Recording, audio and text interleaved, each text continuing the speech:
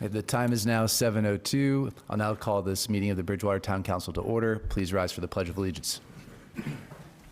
I pledge allegiance To the flag of the United States of America and to the republic for which it stands, one nation, under God, indivisible, with liberty and justice for all.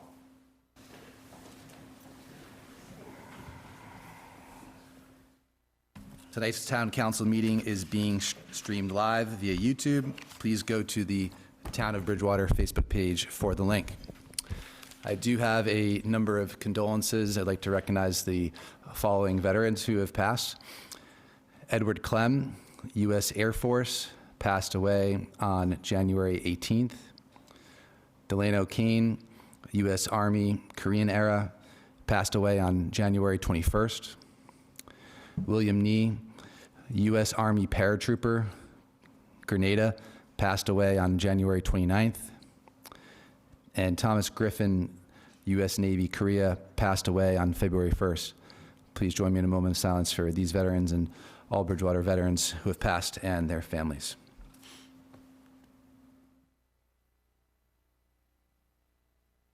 Thank you. First up, item A, we have approval of minutes from previous meetings. Do I have a motion for approval for our January 21st meeting? Moved.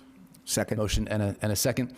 This is for our joint meeting with the our Bridgewater Town Council here and the Finance Committee and with the school district and Rainham as well. Any discussion on the minutes? Seeing none, all those in favor? Aye. Any opposed? Motion carries. Next up, we have a approval for meeting minutes from February 3rd. Do I have a motion for approval? So moved. A motion? Second. And a second, thank you. Any discussion on the minutes? Seeing none, all those in favor? Aye. Any opposed? Motion carries. Announcements for the president. I do not have much this evening. I would like to remind everybody that we do have the Charter Review Committee appointments. We are entertaining all residents who'd like to apply to be a part of that committee. There's some information at the front if you'd like to pick that up. We are accepting applications no later than March 11th. And please send an email outlining your interest and qualifications to our town council clerk. That's dward@bridgewaterma.org. At the moment, we only have 2 residents who have applied so far. So if you'd like to serve on that committee, One came today. Oh, 3. So now we have 3. If you would like to serve on that committee, please put your name forward. Quick question. How many on the committee? Do we know? Is it 7? 7. 7. Okay. Thank you. Thank you. So we definitely need a few more to fill those seats. Okay, that's all that I have for this evening. We do not have any proclamations, so we'll now open up Citizen Open Forum. For anybody that would like to make any comments specifically for any candidates who are potentially up for appointment this evening for District 1, if we do hold those interviews, if the council chooses to fill that seat, we will have a citizen comment period during that time. So if you do have specific comments, you may want to reserve those for that period if we move forward with that appointment. That being said, we will now open up Citizen Open Forum. Due to Massachusetts open meeting law requirements, discussions will not take place during public comment periods. If appropriate, responses to questions and concerns will be given by the town manager at a future town council meeting. Anyone may comment at this time for up to 3 minutes. Please state your name and address for the record.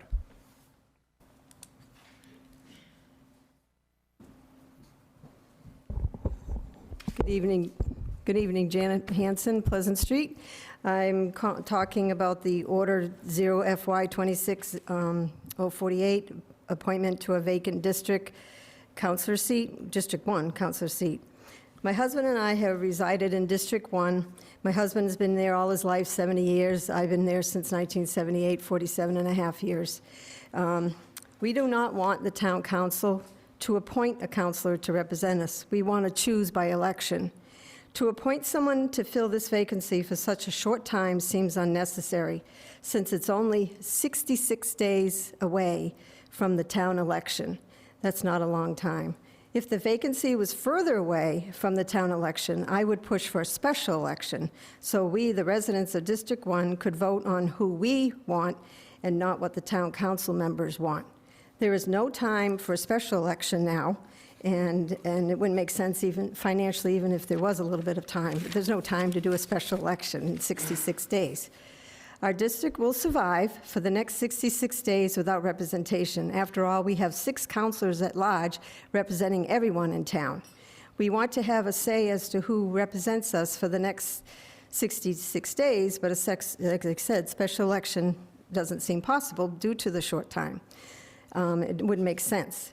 So I implore the members of the town council to vote no to fill the District 1 vacancy and just have us all wait until this town election in April.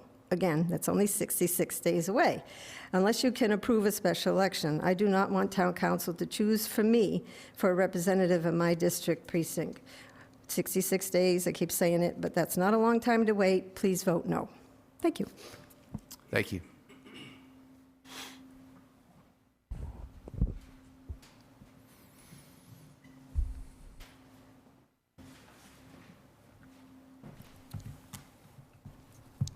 Good evening. Scott Pitta, Pine Street. Janet, I'm going to disagree with you. We don't disagree often, but I'm going to disagree with you. The town council should appoint a District 1 councilor tonight. The people of District 1 deserve representation in that seat. 66 days may seem short, but you're in the heart of budget season. Yes, there's only 4 meetings, but if a council member is only working during the meetings, I put to you that council member is not doing their job. These meetings are the tip of the iceberg. The majority of the work happens outside of these meetings in subcommittees and committees, meeting with the town manager, meeting with constituents. Right now, we know from the last meeting, the town manager mentioned the possibility of putting a new town well on Vernon Street in District 1. There's no dedicated voice representing the people of District 1 while that discussion is happening. Someone should be in that seat, having the discussions with the town manager, having the discussions with the residents.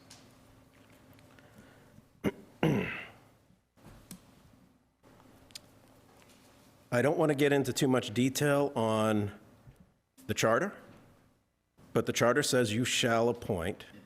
I understand the town attorney and I differ in our opinions, and I believe the hypothetical of what happens if nobody comes forward to be appointed is irrelevant because you have 6 people that have come forward seeking appointment.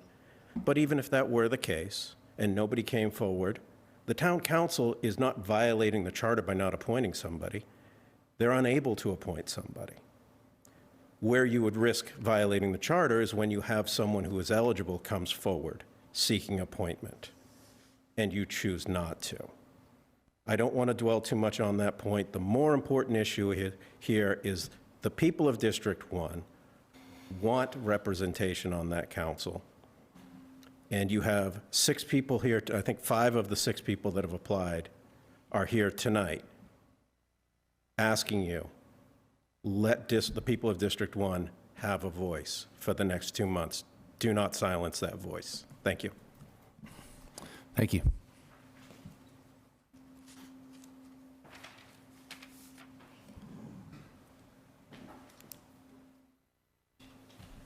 Hey, good evening, Bob Cormier, Grange Park. I'm actually not going to talk about appointments or an election or a District 1 seat. I wanted to publicly thank Senator Bill Driscoll.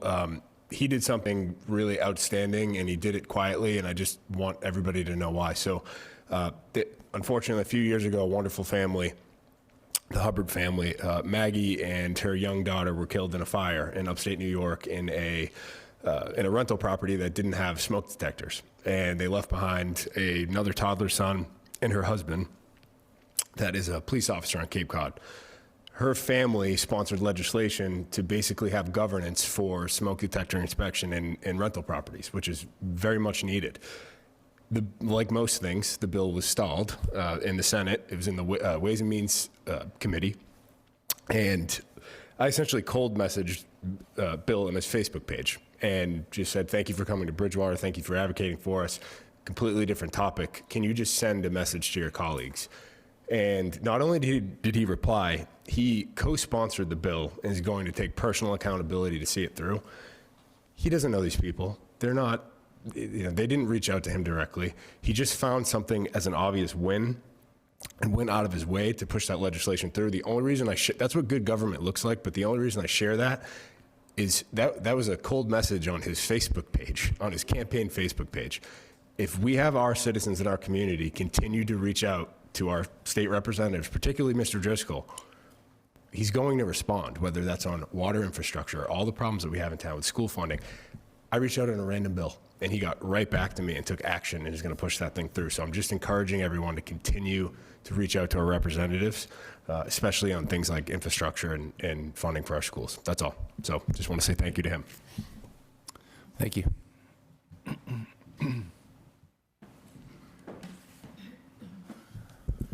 Hi, everybody. My name is Timothy Trocchio. You know, I wish we had a step stool for this. This is pretty tall, you know, so I gotta bend this down. But I just want to say, I can lower it. I'm just kidding. So I just want to say thank you for Bob Cornier for bringing that up. I also like to point out and say thank you to Dennis Gallagher. Today he did secure over $500,000 in infrastructure in funding for the downtown area. I think it's really important that we continue to be involved in this process. Being involved in government is not new to me. This is something that I've been very familiar with all the way from the state, local, and federal level. I'm not just going to come here and say, pretend that I'm not here seeking a political angle. That's not who I am. I would like for the people of the district to vote for their counselor, and I'm not going to sit here and pretend that I'm not going to stand for something and say like, oh, my first time I reached out to the state senator was under these circumstances. I reach out to the state senator on a regular basis and meet with the state senator on a regular basis up in Boston. I know his number, I know him personally, as well as our state representative. So I just like to put that out there. These state senators, these politicians, they work for us. We should be working for you. Thank you. Thank you.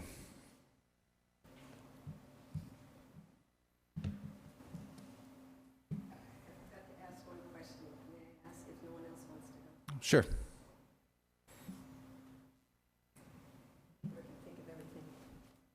Janet Hanson again, Pleasant Street.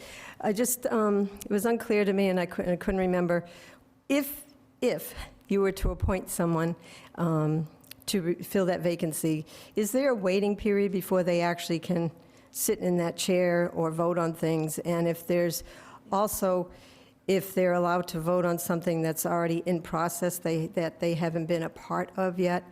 I know in some committees you can't do that, so I was just wondering on those two questions, which would be important for your decision tonight, but it would be nice to know if somebody can start right away or if there's a little bit of a waiting period, like a week or two, and if you can answer that, that'd be great. And also, are they allowed to vote on something that's been in place before they've been part of that discussion, especially even like minutes. You can't vote on minutes if you're not part of the minutes. That's a given any time. So those are some of the questions I have. Thank you. Thank you. Would anyone else like to come up and speak?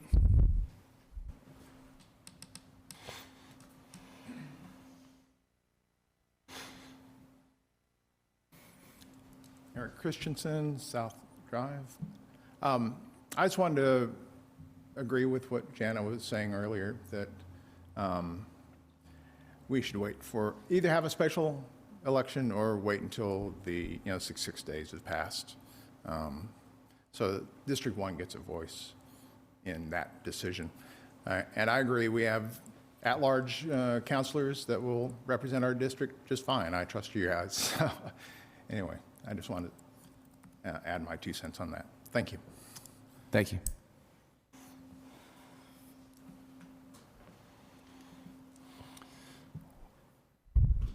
Would anyone else like to come up and speak?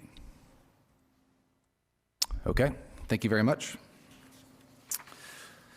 Now we are looking to take a couple of things out of order. I would entertain a motion to take item F, hearings, out of order. Do I have a motion to do that? I'll make the motion to take F out of order. Do I have a second? Second.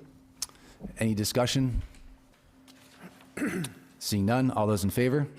Aye. Aye. Any opposed? Okay, motion carries.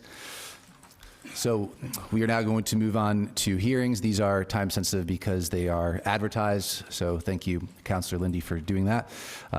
So we do have petition P 2026-016, multiple amendment application for an alcohol establishment.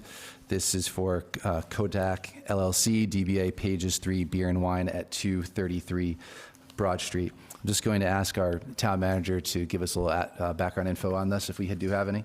Yep, just briefly, there's a couple of adjustments here. There's change of manager request, change of officers, as well as change of ownership interests. That information is in the packet. They've submitted all the documentation associated with that, and there's no issues on the town end of the things. Thank you. The time is 7:17. I'll now open the public hearing. Did you have something? So I do have a question. I remember this coming before us a couple of times before, so it looks like there's more changes, and I'm just kind of wondering why. Yeah, so maybe the petitioner could give us a little bit of insight. Hi, my name is Jay Kumar Kotak. I'm the owner of the Kotak LLC, Pages 3 Beer and Wine, located inside the Roche Brothers. So the current manager, Mandeep Singh, he wanted to move away from the business, and I was the majority owner before until now, and now I'm taking full control, 100%. I'll be the owner and the manager of the LLC. Okay, thank you. Do you have any other comments at this time, or is that No, summarized? I've been working there since I bought that store. I'm tip certified. I know how to run it and everything. Great, thank you. Are there any general questions from the public at this time? Seeing none. Anyone from the public like to speak in favor? Seeing none. And is there anyone from the public like to speak in opposition? And seeing none. Councilors, do we have any questions? Thank you. Just a quick question. Is the store staying in Roche Brothers at this time? I thought I heard it might have been moving out. No, everything's staying as it is. Nothing's changing. Just a little bit amendments inside the corporation and my LLC. Nothing else. Everything's gonna be running as is. As it's been. Yeah. Thank you so much. Anything further, councilors? Okay, seeing none, I'll now close the hearing. It is 7:19 p.m. And with that being said, I'll ask for a motion for approval. Motion to approve. Motion Second. made and a second. Any further discussion from councilors? Seeing none, all those in favor? Aye. Any opposed? Okay, motion carries. Thank you. Thank you.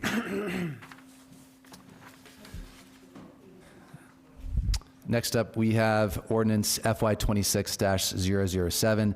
This is an ordinance establishing the process for filling a vacant town councilor role.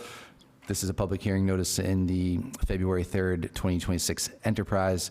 I'll now open the hearing at 7:20 p.m. and I'll ask our co-sponsors, Councilor Kennedy or Councilor Murphy, if either one of you would like to speak at this time and to remind all of us what's before us.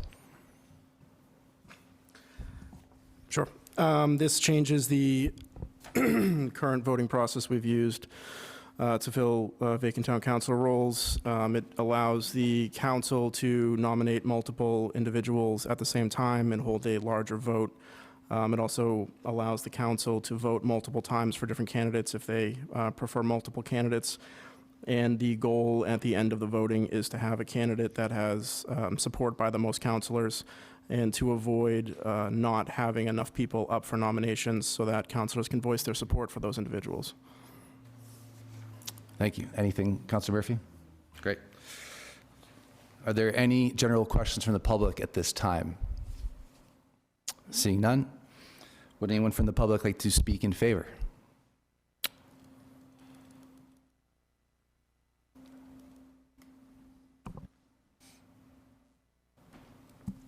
Eric Christensen, South Drive. I am just in favor of ranked choice voting in general. So I think that's a good idea, a good approach.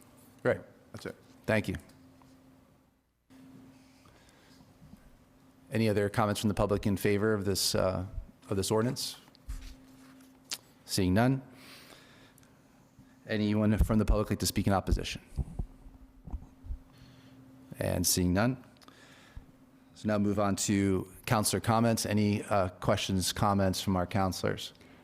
I do have a question, and maybe it's answered and I just haven't read it quickly enough. But I remember the last time that I think it was the last time that the position was filled. I think we had 5 candidates.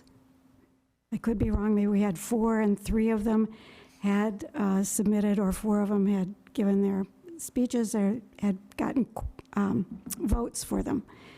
And when the second to the last one got the highest number of votes, everything was stopped, that person was seated, and the last person didn't get any votes taken. So if that person would have tied with this, with the other one, it left one person not receiving any votes. So I'm just trying to look quickly to see, did we make any condition that everyone who was there and seeking a nomination would have a chance to have a vote, regardless of if there had been high-level votes before them? Yep, as long as they've been nominated by a counselor, they can be in the pool of individuals that can collect votes. Okay. And then counselors aren't limited on the votes that they vote at that time. A counselor can vote more than once For multiple candidates, yeah. Okay. Okay, great, thank you. I just think my 2 fellow counselors did yeoman's work on this, and I think we should be ready to move it forward so we have a better process than we've had in the past. Thank you. Thank you. So, I did notice something when I was reading back through this that I wish I had picked up a little sooner. I'd consider an amendment for section 4(1). At the end of that, it just states that the town council clerk shall post a public notice, and I just think that that may be in purview of the town's clerk itself, so. I would agree with that. So I'm going to make an amendment to change that language from town council clerk to town clerk. I'll second that. You have a second? Any discussion on the amendment? What do you mean by that, Sean? Sorry. What's the language you're referring to in the charter? Section 4, notification of vacancy. No, you said it according to the charter? No, the town clerk handles the elections and the public notice. So it would put the town clerk in the position to publicly notice the appointment. Okay. Instead of the council clerk? Yes. Any further discussion on the amendment? Seeing none, all those in favor? Aye. Aye. Any opposed? Okay, so the amendment is passed, so now the language reads, the town clerk, so we're just removing the word council, shall post a public notice of the vacancy on the town's official website. Any further discussion from councilors? Thank you. Just a question to either author. So we have on section 8, the effective date says the ordinance shall take effect immediately upon approval of the council and publication in ordinance with local and state laws. Does this have to be published again before this is actual in effect, or what is our time frame that this would take effect? Immediately. Immediately? Yep. Okay. Based on the fact that it's not subject to referendum, so it's one of the things that you all have purview over that doesn't need to wait that amount of time before it becomes official. Okay, thank you. I have a couple items that I want to bring to the discussion, and I appreciate the work that you guys did. The process itself, I think, is great, and I think it accomplishes a lot of the things that people have brought up.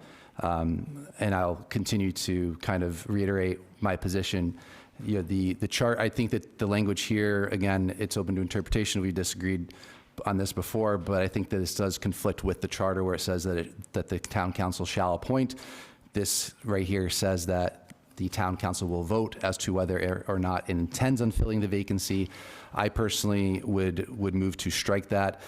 So I'm going to make a motion to remove Section 3 altogether, and that may not pass here, but I wanted to just bring it to the council's deliberation to consider removing that. I think that the council should make every effort that we can to appoint, and if we're not able to appoint somebody, if those appointment if the nominations fail, then we just would continue to do that.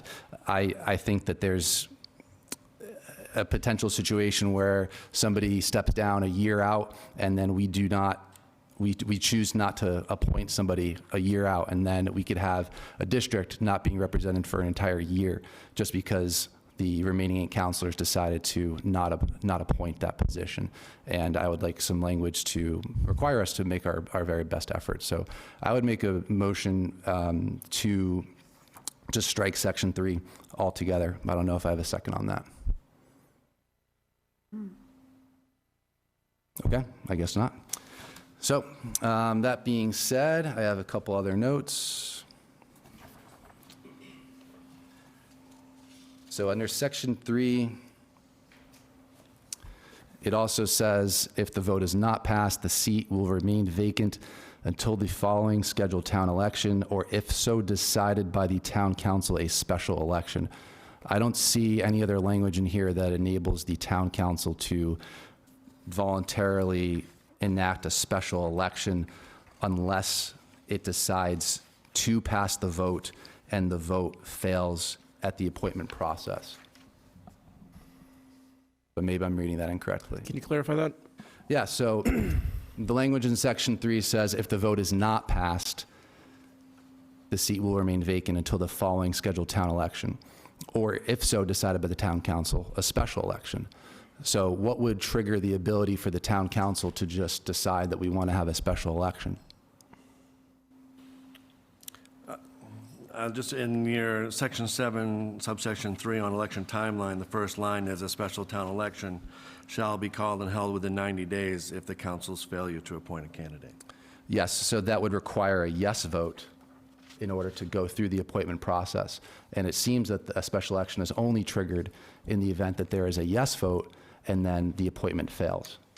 This section, section 3, says if the vote is not passed, then the town council may decide to hold a special election. Councilor Lindy. Can I make a suggestion that we not wordsmith on the fly? We have a Rules and Procedures Committee to deal with this. This came from Rules and Procedures. But you're asking to change it, and I think Rules and Procedures should discuss it. And I don't think we should do it at a council meeting. Well, I don't know how else we could do it. If we want, we can close the hearing and send it back to Rules and Procedures, but it's, I think it's important. I'm not going to vote to approve this when there's very vague language here. Just a follow-up on that, I guess my understanding when I was writing this would be, and it may not be clear on here, so I agree with that, but that we would follow the process outlined up until section 6, and if we can't successfully follow that, it would trigger a special election, which would require town council vote anyways, again, right, to forward that. So essentially, we'd be voting twice on the same question, I guess. Yeah, my concern is that we don't even get to section 6 unless we vote yes to appoint. Right, well, wouldn't we vote yes for a special election anyways? Later, after we vote yes. I don't know if it's any different than our current process. I think that's, Yeah, I mean, I understand. if that's where you're looking to rectify is the.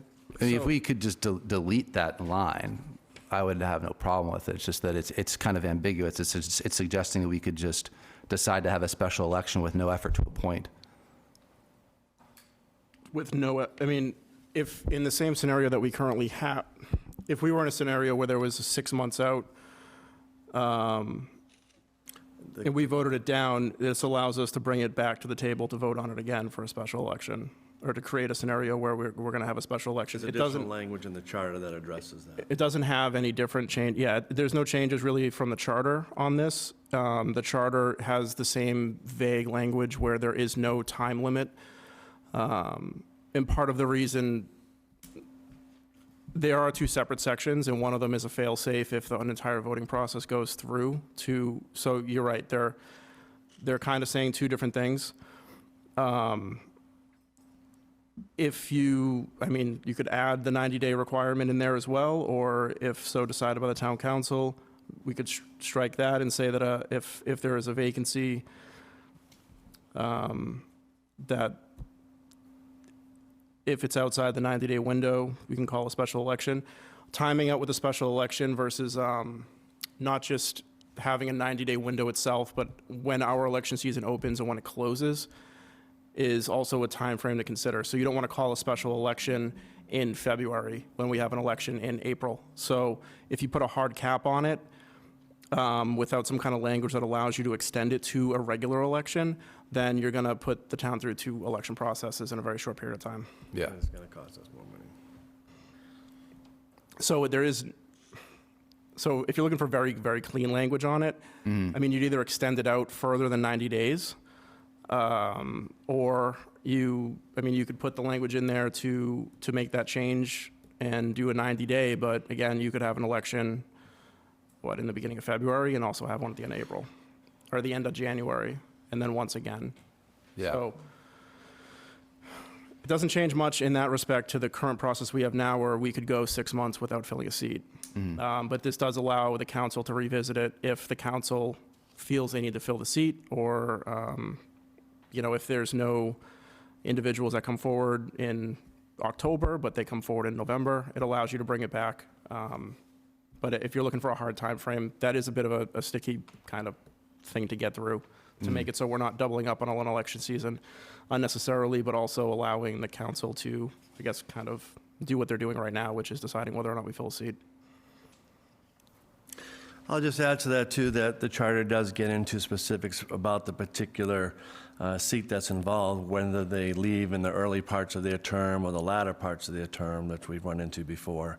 The stickiness gets into the middle portion where it doesn't really address, that as well. So in just regards to this line, I feel that it's saying if the vote is not passed to move forward with a vote for that, the seat is going to remain vacant until the next election, which, again, say in this particular situation, it's within close proximity to the next election, or if so decided by the council, the special election, which again, we would have the decision to do so based on the time frame that we have, whether it be the 90 days as we're mentioning, or 60 days. So I think leaving it with a little bit of wiggle room for the council to make that call based on the time frame of wherever is sitting where that seat is open, kind of gives the council the ability to make that call, and I think it should be the town council's call to do that. And again, it goes back to the original vote, whether we decide to fill the seat or not. So I like the language as written. I don't think you want to probably put too much detail that locks you or pigeonholes you into a certain situation. I think it does allow a little bit of wiggle room based on the rest of the document to decide on the timing of a potential special election. Got it. Yeah, if we had an election in November that we wanted to add a council seat to, and that council seat became vacant in June, you could, instead of us voting, we could opt out of that vote and instead elect to send it to a vote for the town for a special election. Okay, that makes sense. I've got a couple there just clarifying things, so I did want to make sure that we put a lot of effort into this, that we do it right. Section 6, if we go to the voting process, all nominated candidates shall be voted on by the council members who are recognized as active participants in the meeting. So did you all intend on it being a majority of only those present and not a majority of the council? Because, I mean, it's unlikely to happen, but we did have a meeting recently where we didn't have a full council. So should it be the majority of those present, or should it be the majority of the council? Which section is this? Section 6(2). Could I just say something? If someone's on Zoom, aren't they actively participating? Yeah, I'm just saying if for some reason we didn't have, so now you're in this situation, you're at a minimum of 8, maybe you have multiple vacancies, you could have only 7 counselors, right? And then now your threshold for majority is 4, assuming they all show up. So I'm just thinking through. Mr. President? Yeah. I would just say as long as there's a quorum of the council Yes. to go forward with any type of procedural vote, then that should be sufficient to move forward on this particular situation. So we would feel comfortable appointing somebody if you only had 3 counselors or 5 counselors? You'd have to have 5. But again, having a quorum of the council present to do town business is all you need to do town business. So if you only had 5, a 3 would be majority, so 3 counselors could decide an appointment? I wouldn't be comfortable with that. I know, but it'd be highly unlikely. I don't Yeah, think we would have a meeting with only 5 members, but that's how the council works, and that's how the rules of voting goes for a council, so. It also, I understand what you're saying, Mr. President. I also would like to add that if we have a situation where we have additional counselors or 2 out at a time, or 2 have resigned at a time, it still allows this process to take to move forward. So if you'd have to have, you still need to reach a majority of who is present, and Zoom does count. So it allows the voting process to take effect even if there are either multiple absences or multiple resignations from councilors. So you still have to reach a majority. So if none of the nominations reach that majority, they're not going to be elected anyways. But I understand what your concern with that. That's what I was wondering, if the next one under that describes the majority would mean that if you had a meeting of the council that didn't have a majority, you wouldn't be able to do this vote. Couldn't act Right. So, without a quorum. yeah. Yeah, if you have a quorum, you just need a simple majority. I have a concern about that. I don't know, I guess everybody else is fine with it. It does describe the majority as being more than half the council members, right? In that middle definition there. So I don't know what you call half of 9. So you'd have to have You know, a minimum of 4.5. 6 participants at that meeting. That, and by definition of this, for purposes of the section, majority shall mean more than half of the council members recognized as active participants in the meeting. So half of the current sitting council members. So if that's 8, you would need more than half, which means you would need 5, and the 5 is going to be the vote anyways.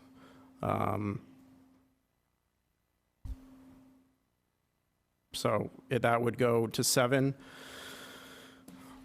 You would need 4, but No. you still need the quorum though to continue, correct? Yeah. Yep. All right. That's all that I have. Anything else? That's clear now.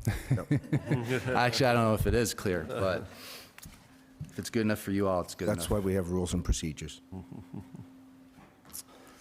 So actually, there's one last thing, the election timeline. So do we want to put guardrails on that 90 days? So, if you do vote to appoint somebody, in December and you fail, right? So you have 90 days, like you said, Sean, do we want to open up the ability to, be in violation of this if we don't find it pertinent to hold a special election within 90 days?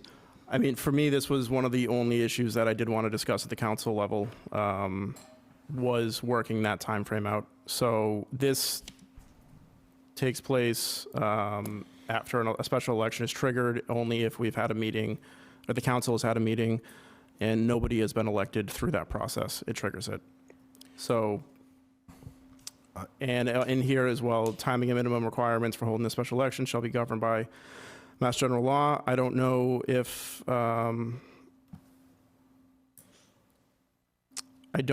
we can hold this. You know what? I don't actually know if we can hold a special election 30 days out. I don't know if that is something that maybe our town attorney is privy to or not. Yeah, I don't think that could happen. Yeah. As your former town clerk, I would say no, that doesn't No. give you sufficient Yeah. time to order the ballots and do everything, and have people sign up and all that.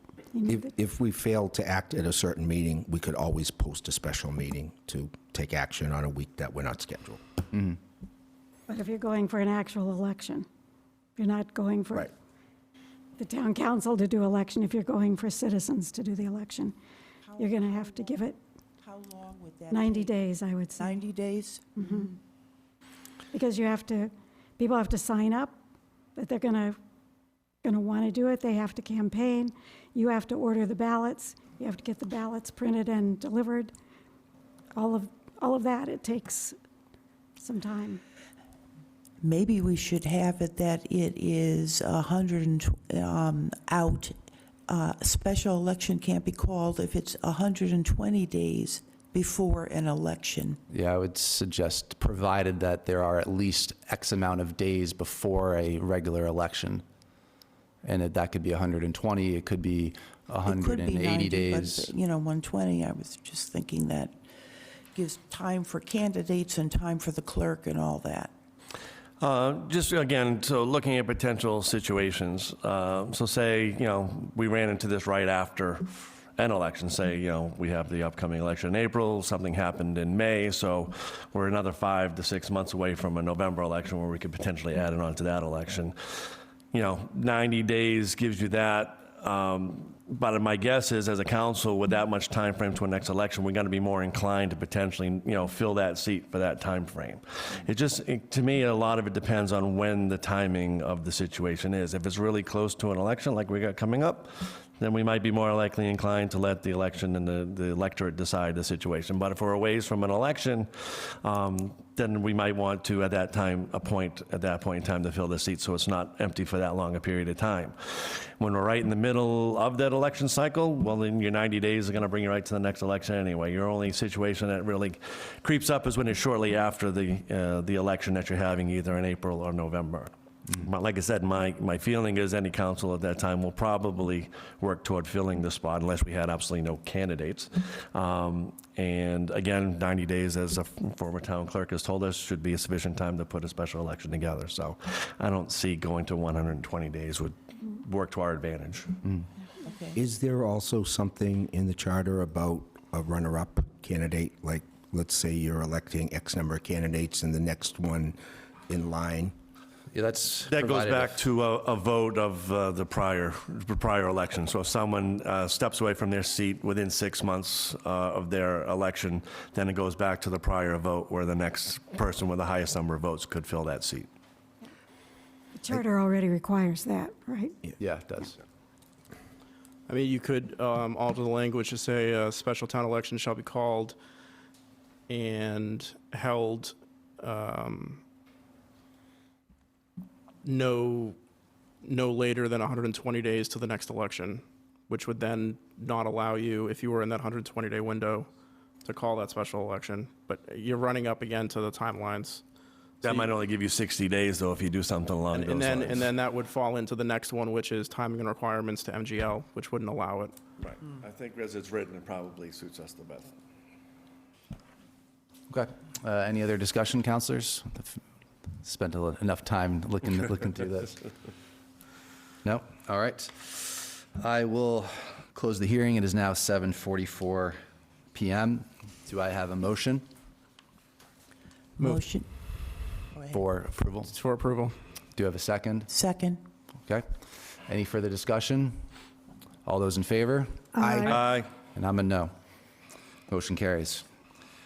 Now we are done with hearings. No, wait, I'm sorry. Oh, yes. No, we are done with hearings. We'll now, I'll entertain a motion to take item L, legislation for action, out of order. This is so that we could address the potential appointment for District 1. I'll make that motion. We have a motion. Do I have a second? Second. Any discussion? All those in favor? Aye. Any opposed? Okay, motion carries. So we are now on item L, legislation for action. We will now begin with Order FY 26-048, appointment to a vacant District 1 councillor seat. This measure was not referred to committee. 14 days have elapsed per Section 17 of the Council Rules and Procedures. Therefore, this measure may be finally considered this evening. So as we've discussed just now, we do not have a codified process up until just now for how we were to do this. So we are voting if we do want to fill that seat tonight. So I'll just open the floor for comments from councilors, and then we could take a motion when we all seem ready to do so. So I received calls from many constituents about this, both in my district and in District 1, actually. And I did not get one single person saying that they favored filling this seat. They all told me, especially the District 1 residents, they want to elect their counselor during the town election. So I think we should listen to them. I'm not done. I originally, being a district counselor that was appointed to fill a vacancy, I was originally to fill a vacancy for 4 months. It was during COVID. It got extended to 6 months, okay? But that was a long period of time. I did not get on any committees at that point in time, even though it was extended to 6 months, so it was kind of hard to be a counselor in a way, but there's plenty of other work. I think with 6 district six at-large counselors representing the town. I'd like to remind people that they have 7 counselors normally, a district counselor and 6. I wished we had done it the other way, quite frankly. I like the way we used to have it. And I did speak with one very qualified candidate that would like to have the seat. I don't want to be disingenuous or disappointing or anything like that, but when I vote, I listen to what my constituents say, and this doesn't affect me personally because it's not my district, but I think the time frame is way too short, and the counselor that would serve, unless he or she was elected to the position, would serve during the budget process, and then if they didn't get elected or didn't decide to stay and just said they would take the temporary appointment, would not get to vote on the budget. So I think we should listen to the residents. Thank you. Thank you. Yeah, I agree with many of those sentiments by Councilor Lindy. Again, for me, as we were just talking about earlier, I think it has more to do with the time frame as well. We're 2 months away from our election. I'm very happy with the number of people that put their names in for this. I would like to see them all put their names on the ballot, and we'll have a very good race that District 1 will be able to vote who they want to see represent them. But again, if we had appointed someone tonight, it's not a definite that person who's appointed or doing the work on the budget or anything we're doing as a council will be in that seat right after the election. I would hope that any interested candidate who wants to be on the council will be paying attention to the next 4 meetings very closely, looking at the budget numbers. Everything's going to be posted online. Asking questions, please reach out to a counselor and ask any counselor questions as well. I'll be happy to share information with anyone. But I do think it should be the decision this close to an election by the people in the electorate. If we were 6 months away or longer, I wouldn't want to see the seat stay open that longer. And now I'm very happy that we have a process in place that we just voted for. So I will definitely be in support of letting the voters make the decision on this one. Thank you. Thank you. I'd also say I received many emails from people saying, please let us vote for our representative ourselves. We have a relatively short time to be able to do that and vote for them in the election. And please don't appoint somebody ahead of time for us. So I wrote back to people and said I was going to be supporting that for them. I do believe that they should have their chance to elect their representative. Any other comments? For me personally, I liked having a full council. I think that we should have a full council. I think that the argument that there are at-large counselors, I've seen that used both ways. When I was appointed, I sat out there and I heard that if this was a district appointment, then we should vote to appoint. And I agree with that here. I think that we should have somebody in District 1, even though I am in District 1, I am at large, that should have representation there. I think that we do have a number of items coming up with the budget, with water, with appropriations potentially for authorizations, and who knows where we're at in the next couple months with our water situation, which is continuously ongoing and dynamic. So I personally would like to see a full council. That's where I stand. I think that the charter requires us to do it. So that's where I sit. I don't know if any councilors have any other comments before we make a motion.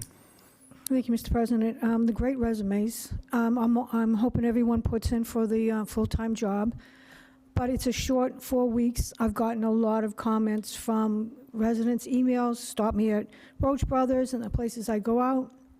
So I'm going to listen to the residents, and I don't think we should fill it. I think the residents should pick, especially where it's a district, their own representative. Any further comments? Sorry. I was going to say 6 of us also represent District 1. We represent the whole town. So just want to add that in there. I just wanted to add that we should let the people decide. So I'm in agreement with the others on this. I'll just add, I'm in favor of representation, especially if there are selected seats to represent specific areas of town and focus solely on those areas. So I know it's a short time frame, probably in the minority, and that's okay, but I think the representation is important. And as a district rep, I do try to focus solely on my district as much as I also get things from across town. The priority for me as a district rep is my district. Anything further? Would anyone like to make a motion So move to, to not appoint today. Second. to not appoint? And we have a second. Let's take a roll call on that, please. Clarify that? Sorry. To just yell. Just to being at home. Can you just, can we clarify a yes vote and a no vote for this? A yes vote Would be to not appoint? would be to not appoint. You're not approving the order. Right. Right. Okay. Just want to clarify. Jason, you're not approving the order? Well, It's a little, you have to vote either yes or no on what the order says, so. What right. it says is, in accordance with Section 2-5 of the Town Charter, filling of vacancies, Section B, the Town Council shall fill the vacant District 1 seat with the remaining councilors. The Town Council shall seek applications from interested voters from the town within District 1 and make an appointment to that vacant seat. So I think a no vote means you don't do that. A yes vote means you do. I think you can make a motion to approve and still vote no, right? Because you're just motioning to approve. It doesn't mean you're casting your vote yet. So I think that if you work through it technically speaking, I think there needs to be a motion to approve the order, then a second on that, and then you'll cast each one of your yay or nay votes. Right. Okay, I so move. Point of order, can we Yeah. just have the previous motion rescinded? You need to rescind the previous Yes. motion. Just withdraw. Yes, I withdraw that And I'll withdraw the previous second. motion. So, just to clarify. So, to clarify, we're going to have a vote such that a yes vote will be to appoint, and a no vote will be to not appoint. Okay. We need a No motion. and not. I'll make a Yes, motion and- to approve the order. Yeah. We have a motion to approve the appointment. Do we have a second? Second. Okay. Let's do a roll call, please. Mr. Kennedy? Yes. Ms. Ellenberg? No. Ms. McGrath? No. Mr. Loretti? Yes. Dr. Perry? No. Mr. Murphy? No. Ms. Hunt? No. And Mr. Lindy? No. It's 2 in favor, 6 opposed. All right. Well, thank you for the candidates who put your names in. We appreciate you doing so. Thank you for all of your efforts and all of your time, and thank you for being here tonight. But we will not be moving forward with those appointments. For those who have already pulled papers, best of luck to you, and we hope to have, well, one of you will be up here with us. Hopefully I'll still be here. We'll see. All right. Next up for legislation for action, proposed general ordinance FY 26-004, amendment to Chapter 3, Article 2, Section 1, Business Ethics and Conduct. So we would be entertaining to refer this to advertising. Do I have a motion to do so and a second for discussion? So moved. We have a motion and a second. Second. Any discussion on this one? I know that, Sean, you may have some amendments to this. Yes, so this has been sitting for quite a while. I spoke with most of you, I believe. The original order was to change some language. It came to my attention that there was additional dated language in our admin code that is controlled by the state, and that is included on page 129 in the first 2 paragraphs of 130. That was added, but because because the course of action was to discuss with the town manager to ensure that the department heads and everything were correct, there was some added language, added positions that are actually covered under multiple positions in our town. So to ensure that it was done correctly the first time it gets voted on, to pass it, we discussed some of that. So to kind of double back here, 129, first 2 paragraphs were discussed previously as an amendment, and the work that was done in conjunction with the town manager is on page 136. So what I would like to do is make an amendment to replace the language in the ordinance with page 129, the first 2 paragraphs of page 130, It starts with service law, and the second is pursuant to the provisions, as well as page 136, which clarifies the positions. Could you repeat that, please? So I'm making an amendment to, is this easier as two amendments? Okay. I'm going to make an amendment to add page 129 and the first two paragraphs of 130 for service law in the Bridgewater Home Rule Charter, as well as to civil or criminal prosecution under any other applicable state laws and pursuant to the provisions in ordinance FY 26004. Those two paragraphs there, I'm going to make an amendment to add those to this ordinance. I'll second. Okay. Discussion. Just seeing that, this ordinance was referred to Rules and Procedures back in September and voted then. We've got some pretty wholesale changes, it seems like, in the language from when they looked at it prior to what we got right now. So before we send this to advertising, I might suggest we send this back to Rules and Procedures for a little re-review and then send it back to us after that.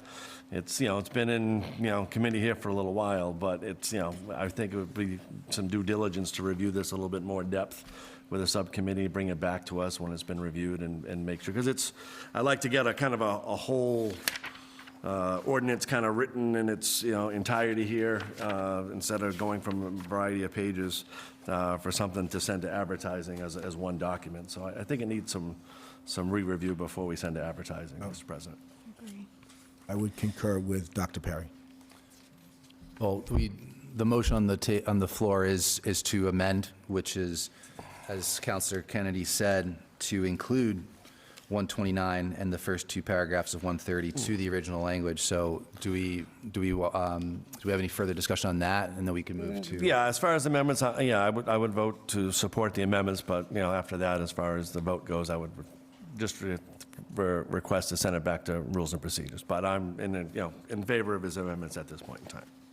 Okay. Any further discussion on the amendment? This is just on the amendment. I'd agree with the counselor, just so that we could really read it for what it is, once the things have been rearranged and put in different places or anything like that, so we knew exactly what we're voting for. Any further discussion on amending the language? Okay. All those in favor? Aye. Aye. Any opposed? Okay, so now we have this as amended, so, I'm going to make a motion for another amendment. yep, It's to include page 136. And then hopefully that comes back out of committee as a completed amendment. because we just did 129 and 130, right? Okay, Oh, so. I'm sorry. So this is for one. Oh, I thought that was all included in that first I amendment. thought that you had amended it No, with both, I made an amendment for just those two. just those two. Oh, okay. Okay, so 136, I'll second. Any discussion? Okay, all those in favor? Aye. Any opposed? Motion carries. So as amended, the ordinance now reads as provided, and then with the addition of page 129 and the first two pages of 130, and then page 136. So, Mr. President, I'll make a motion to re-refer this to Rules and Procedures as opposed to sending it to advertising at this time. Second. okay. Any discussion on that? Okay, so just to be clear, we're looking for, I know because Councilor Kennedy is in Rules Procedures, so is Marion and Councilor Lindy. We're looking to just bring this all together as one article with it all complete. Correct. Okay. Yeah, that would work, Mr. Kennedy, on this pretty closely too, just to make sure it comes out the way he's intending it to. Cool. So just so that we're clear, so it goes to committee and comes back and is all tidied up. So, okay. All those in favor of referring to Rules and Procedures, say aye. Aye. Any opposed? Okay, motion carries. Okay, last up for legislation for action, we now have Resolution FY 26-007, an assessment of the reuse of former town hall, AKA the townhouse. I'll ask Councilor Ellenberg if I think she has some amendments on this as well. Well, the original form of the article is in here, and then the grant application that was done through the town manager's office is in the agenda, and then at the end, on page 151, are the amendments to the original resolution, which is what I would like to be brought forward today. Okay, so do you want to make a motion to add those amendments? Well, yes. I would like the amendments on page 151 out of 169 to be voted upon affirmatively. I would hope that the council would support the restoration and renovation of our old town hall called Townhouse, and that the council would endorse the efforts to proceed on this case. Okay. We have a motion. Do we have a second on the amendment? I'll second the amendment. Okay. Any discussion? I have a couple questions. Sure. So I read the Old Town Hall study, and Mr. Colin Simmons reviewed the existing structure condition, and that was back in 2020. And he stated that the results of the evaluation is limited to visual observations of the accessible areas only. Therefore, additional damage or other unforeseen conditions may be present. He stated that the town hall will need a modern code mandate, a seismic force, and changing the town hall reuse. He said it is likely that any adaptive reuse of the town hall building will be extensive and involve modifications to most areas of the building. Changes classified as level 3 and the minimum requirement established for level 1 and 2. So it's been 6 years since the 2020 assessment, which wasn't very thorough, and the building is a majority built of wood frames, both inside and out, and has timber girders in the basement. So I think before we spend money on doing the reuse, I think we should get a thorough assessment, because even Mr. Collins said that he couldn't see the framing of the second floor, so he doesn't know the weight bearing. And I'd like to see a cost assessment to bring the building up to the code, since we have to do level 1, 2, and 3. That's what this grant is about, for the assessments to be done. I didn't see assessment. I saw, all I see in here, not the assessment of the structure. I saw a mechanical, electrical, plumbing, and life safety systems, and the interior, what you want to save. Yes. But not the structure of the building. Well, you know that the town of Bridgewater has already invested money in it and has done the exterior restoration, insulation in the attic, shingling of the roof, and this was supervised by the Community Preservation Committee. And I would like the Community Preservation Committee to get on board with this and get going, even though things fell down for a few years. Time to get it going again and get this moving. I just want to ask a question of our town manager. We already applied for this grant, is that correct? The grant that's referenced in this original resolution, we already applied for this. Yes, so.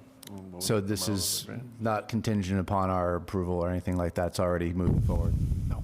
Could I Okay. ask a question, Mr. Town Manager? The grant that you applied for, could that be used for assessment of the structure of the building? No, but I agree with what you said. I do think that work needs to be done. It's separate. This specific grant that we applied for is largely predicated on, give me a second, mechanical, electrical, and life savings or systems. Plumbing. Yeah, Yeah. exactly. So that's So it more what won't that be- grant is structured around. Okay, so we wouldn't even know what the cost to bring it up to code. We couldn't use the grant for that either.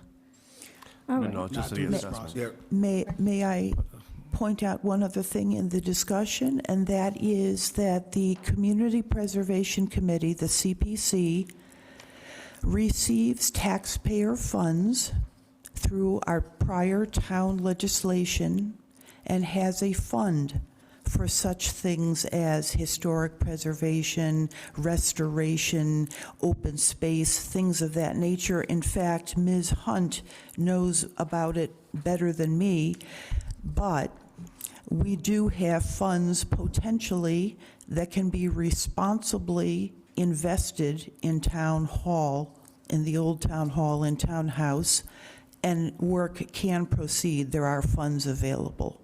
We do have a number of counselors that have comments, so I'll start with Counselor Lindy and Dr. Perry. Those funds have to be applied for. There has to be a grant application that goes, and there's a whole process that goes along with it. I'm in favor of doing something with the old town hall, but there needs to be a whole procedure and a process going forward. Dr. Perry?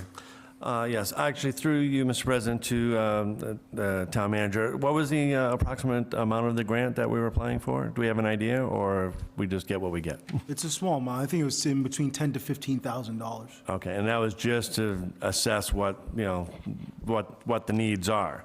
It's largely predicated on mechanical, Yeah. life safety system, plumbing, and Electrical, in other words, the systems for the building. Yeah, well, again, I understand it, and I'm for it, but again, we need to have a plan for the building first. I mean, your mechanicals, your plumbing, or your electrical, all this is predicated on what you're doing inside the building.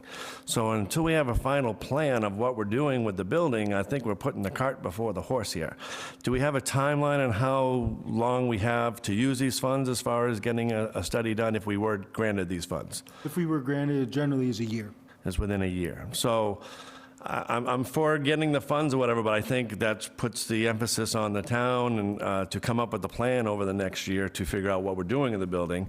And again, figuring out funding sources to do this with the building. Because again, I know we can use CPC funds, but this building needs a lot of work on the inside, and we have to figure out exactly what we're doing with the building. So before we even get this study done, we have to have a plan of what we're doing in the building. So Yes. that's my concern. Hold on.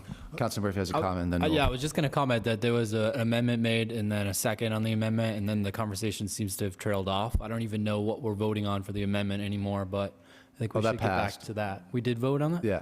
I don't remember voting. Wait, do we not vote on the amendment? Oh, I'm sorry. We're still in The discussion. amendment Hey, you're is right. Good question. what's page 151. Right, I think I But Sorry, I thought we based didn't on the pass it amendment, yet. if she's talking about, the proposed mechanical and electrical assessment would complement the interior historic assessment. Again, a lot of that's predicated on what we're doing with the interior of this building. What are we doing on the first floor? What are we doing on the second floor? And that could, if we're putting in little mini restaurants or food bars on the first floor, I mean, there could be a wide variety of plans for this building, which is going to affect your plans for mechanical, electrical, and plumbing. So, again, I think it puts pressure on us to come up with a plan within the next year for this, which again, if we can have that discussion, the biggest issue is the funding of it afterwards. So that's my concern. Oh, go ahead. Go ahead, you go first. I guess we're just gonna keep commenting, so I'll comment too as well.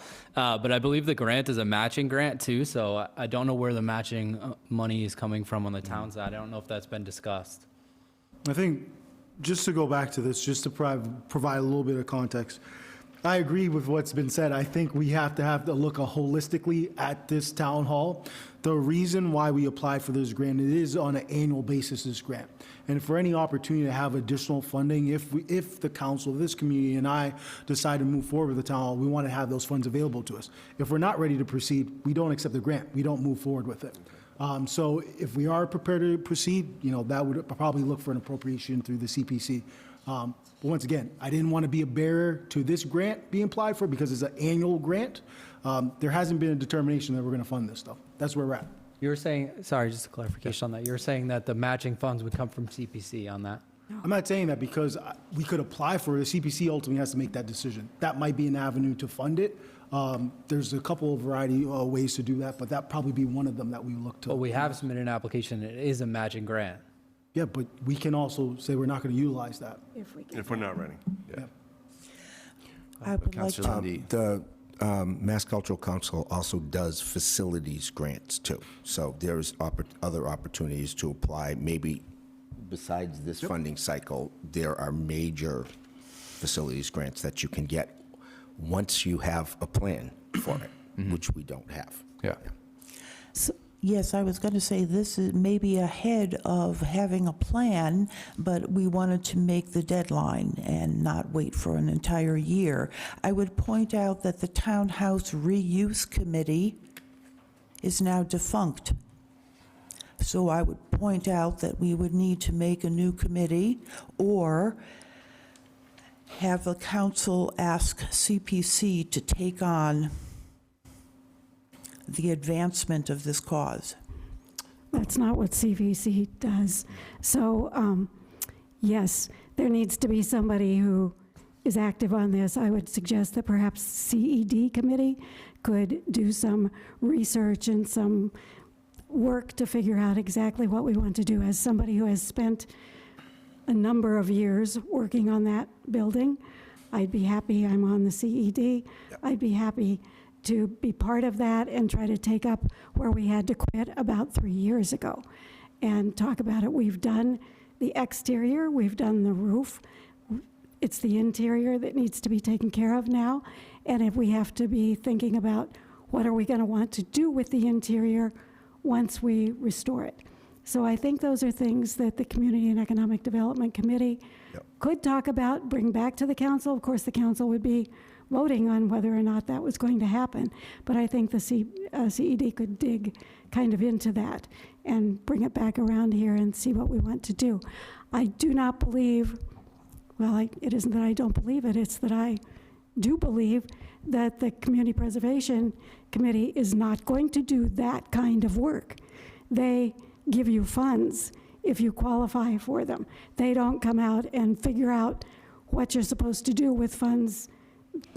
We figure out what we're supposed to do with funds, and they decide whether they're going to give them to us or not. They did this building. They did this building. We had a building committee. I was on that building committee. That's the sort of thing that we're going to need for the townhouse when it's time to do that.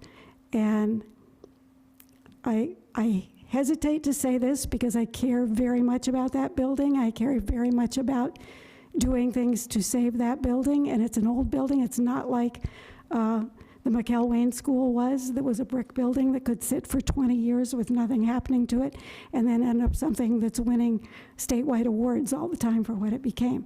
This building is an old wooden building. It's not like that. But our town is also not in good financial shape. And so trying to figure out exactly how we're going to do it, yes, we can ask the CPC and probably get some funding, but I just think that we need to be a little cautious about making this a big project right now when we have several other things perhaps coming down the line. So, Councilor Kennedy hasn't spoken yet, so I'm going to give him the Are floor. we still on the amendment? We are still on the I'm amendments. going to make a motion to call the question on the amendment. Okay. All those in favor? Aye. Aye. Any opposed? All right, so, I get clarification on what the amendment is at this point. yes, Page so 151. Page 151 substituting for page 151. this one. of the agenda. Yes. Right? That's accurate? The entire document's being amended, Councilor Ellenberg? Yes.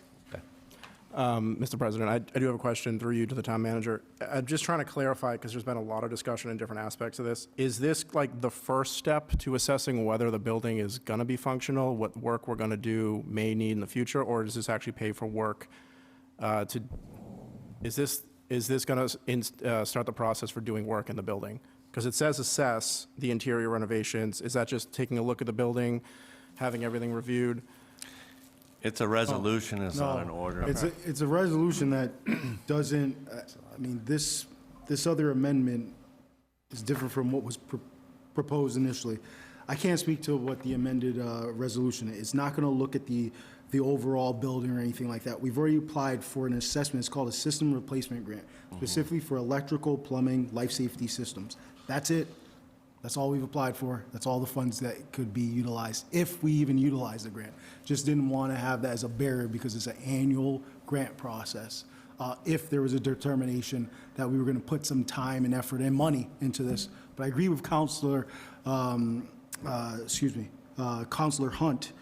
that I think where we are financially, I don't know if we're going to be in that position to do that. So, you know, I think I've been very clear. I think this resolution is moot. We've applied for this grant.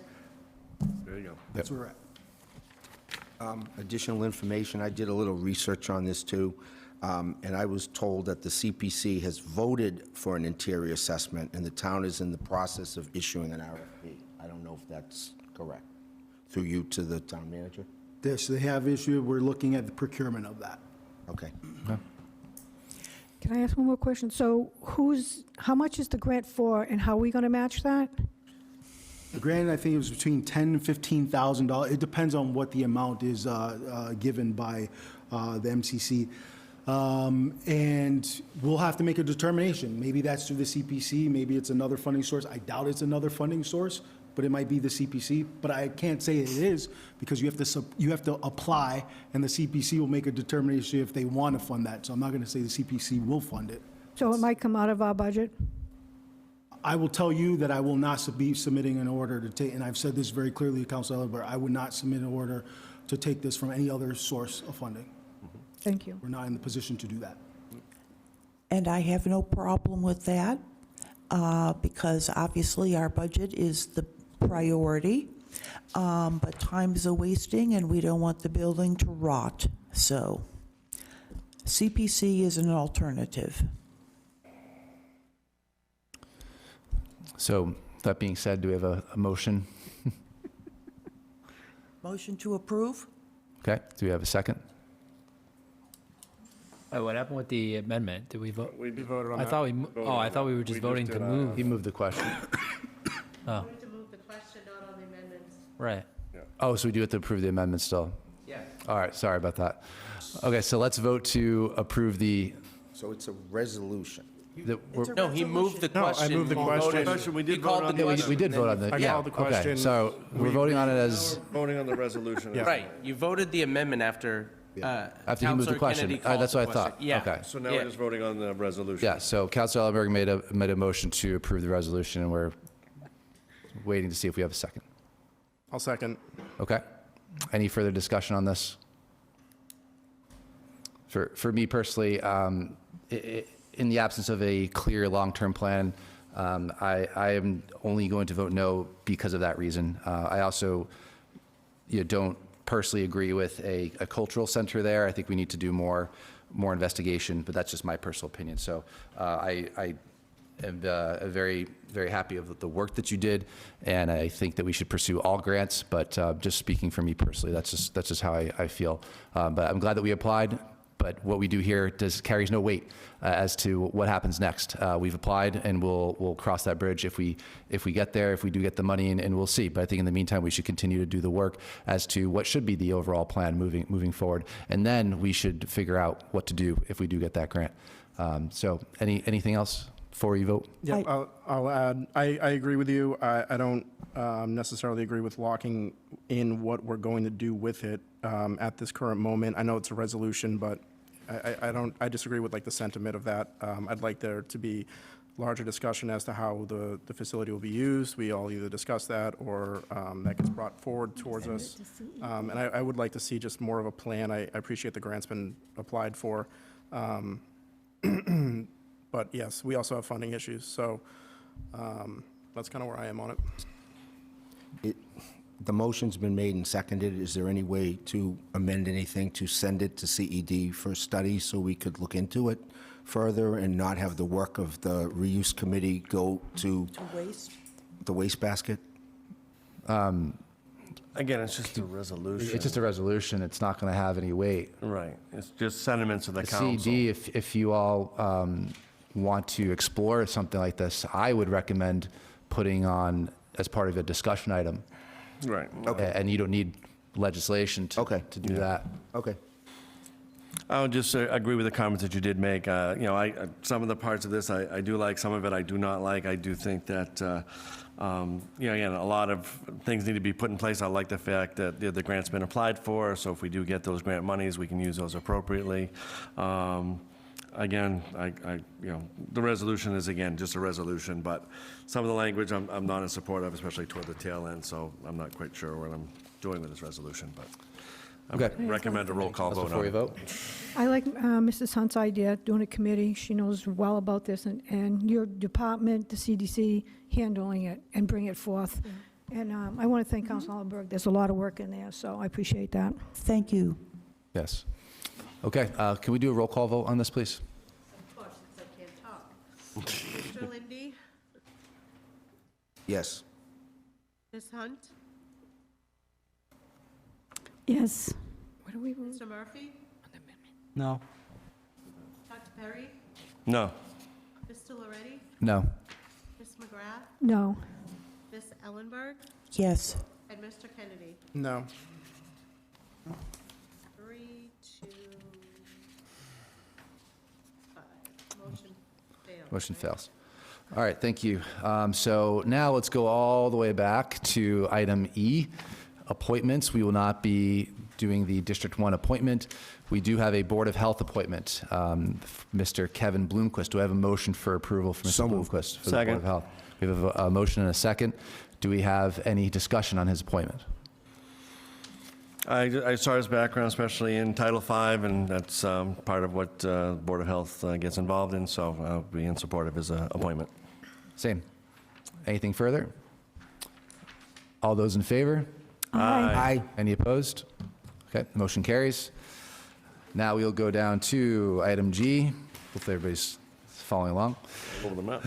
We have license transactions, petition P 2026-017, change of manager of an alcohol establishment, Bridgewater Citizens Club for 60 Hale Street. I'll ask our town manager for a little background info on this one. In the board's packet, there's the, is this a, hold on, G, yes, change of manager request. They've submitted all the relevant documents. There's no concerns on the town end of things. Yeah. Cool, thank you.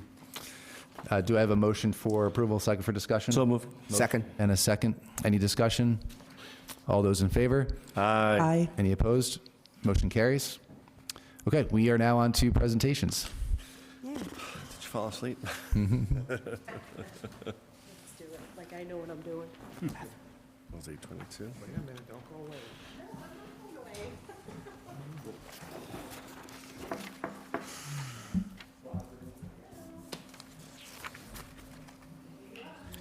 It's working.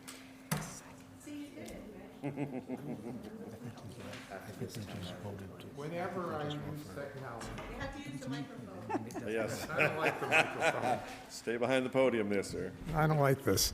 I think he's right.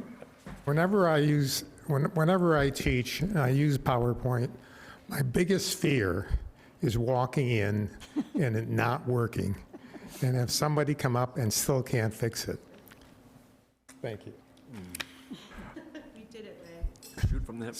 Since you have a long meeting, we'll keep this presentation an hour 15 minutes, so you won't be too long. All right, I'm going to go quickly. I have a bunch of slides. I'm going to go very quickly because I think the main presenter should be our new tree warden, Brian McMahon. Just quickly on, damn thing, on the our report. The tree committee members, same people we've had before, except we now have an arborist, Steve Dempsey, and of course we have Brian McMahon as the tree warden. This was the mission that was set up by previous town manager for the tree committee. It's in the town code, plus other charts of what we have to do. I'm going to just quickly. Ray, just a sec. Can you just grab the microphone and hold it to you? I think it's not anchored down by anything. Yep. So at least talk to it that way. There you go. Thank you. Like Bob Barker. Good idea. Can I leave? Okay, we've had trees before, a lot of trees. I mean, this is about circa 1900. Beautiful trees today. You've all seen them in the fall. I showed you this before very quickly. I want you to understand that trees are important. Climate, clean air, water, soil erosion, cool the air, benefits wildlife, increases property values anywhere from 5 to 20%. That's not Bridgewater. You don't want to live in a place like that. That's Colorado. But trees are important, and we have a law that requires trees go into subdivisions. This one does not. It's Bridgewater. It's probably a 40B. I'm not sure what happened here. Trees going into a subdivision. Forestry. Buffer noise. Probably haven't noticed this. This is the planted tree buffer on Plain Street from the Stone Meadow development. This was put up with a berm and trees on top of it to separate the street from the development. Community ties. Whether you realize it or not, we have a bunch of places to really great places to hike or just walk in this town. Stanley Ironworks Park, Carver Pond, where the college put it together, Stiles and Hart, which is still being in the process of being finished. Wyman Farms, great place. I love this place. Great River Preserve. Wirelands Trust takes care of the last two. the town works with them on it. The, Great Hill Estate at the college. Old State Farm Trail, I think it's on your agenda. Kitty Doherty has done tremendous work behind the scenes for years, and this trail will probably be finished this year. Achievements, quickly, we've done an Arbor Day every year since the tree committee's been formed. Nicole Holmes, standing there, has been the one person behind it. She's done all the work in conjunction with the superintendent of roads, Paul Costa. We're a tree city. Plantings, Main Street, Broad Street. We gave $6,000 to the senior center in 2024 for tree planting there. We've had forums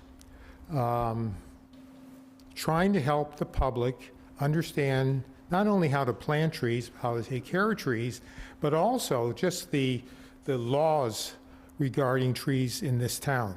For instance, the main thing is the fact that we have street trees, and street trees are town trees. They are not private trees, and people cannot cut street trees, which they have, and that's part of the problem of enforcement.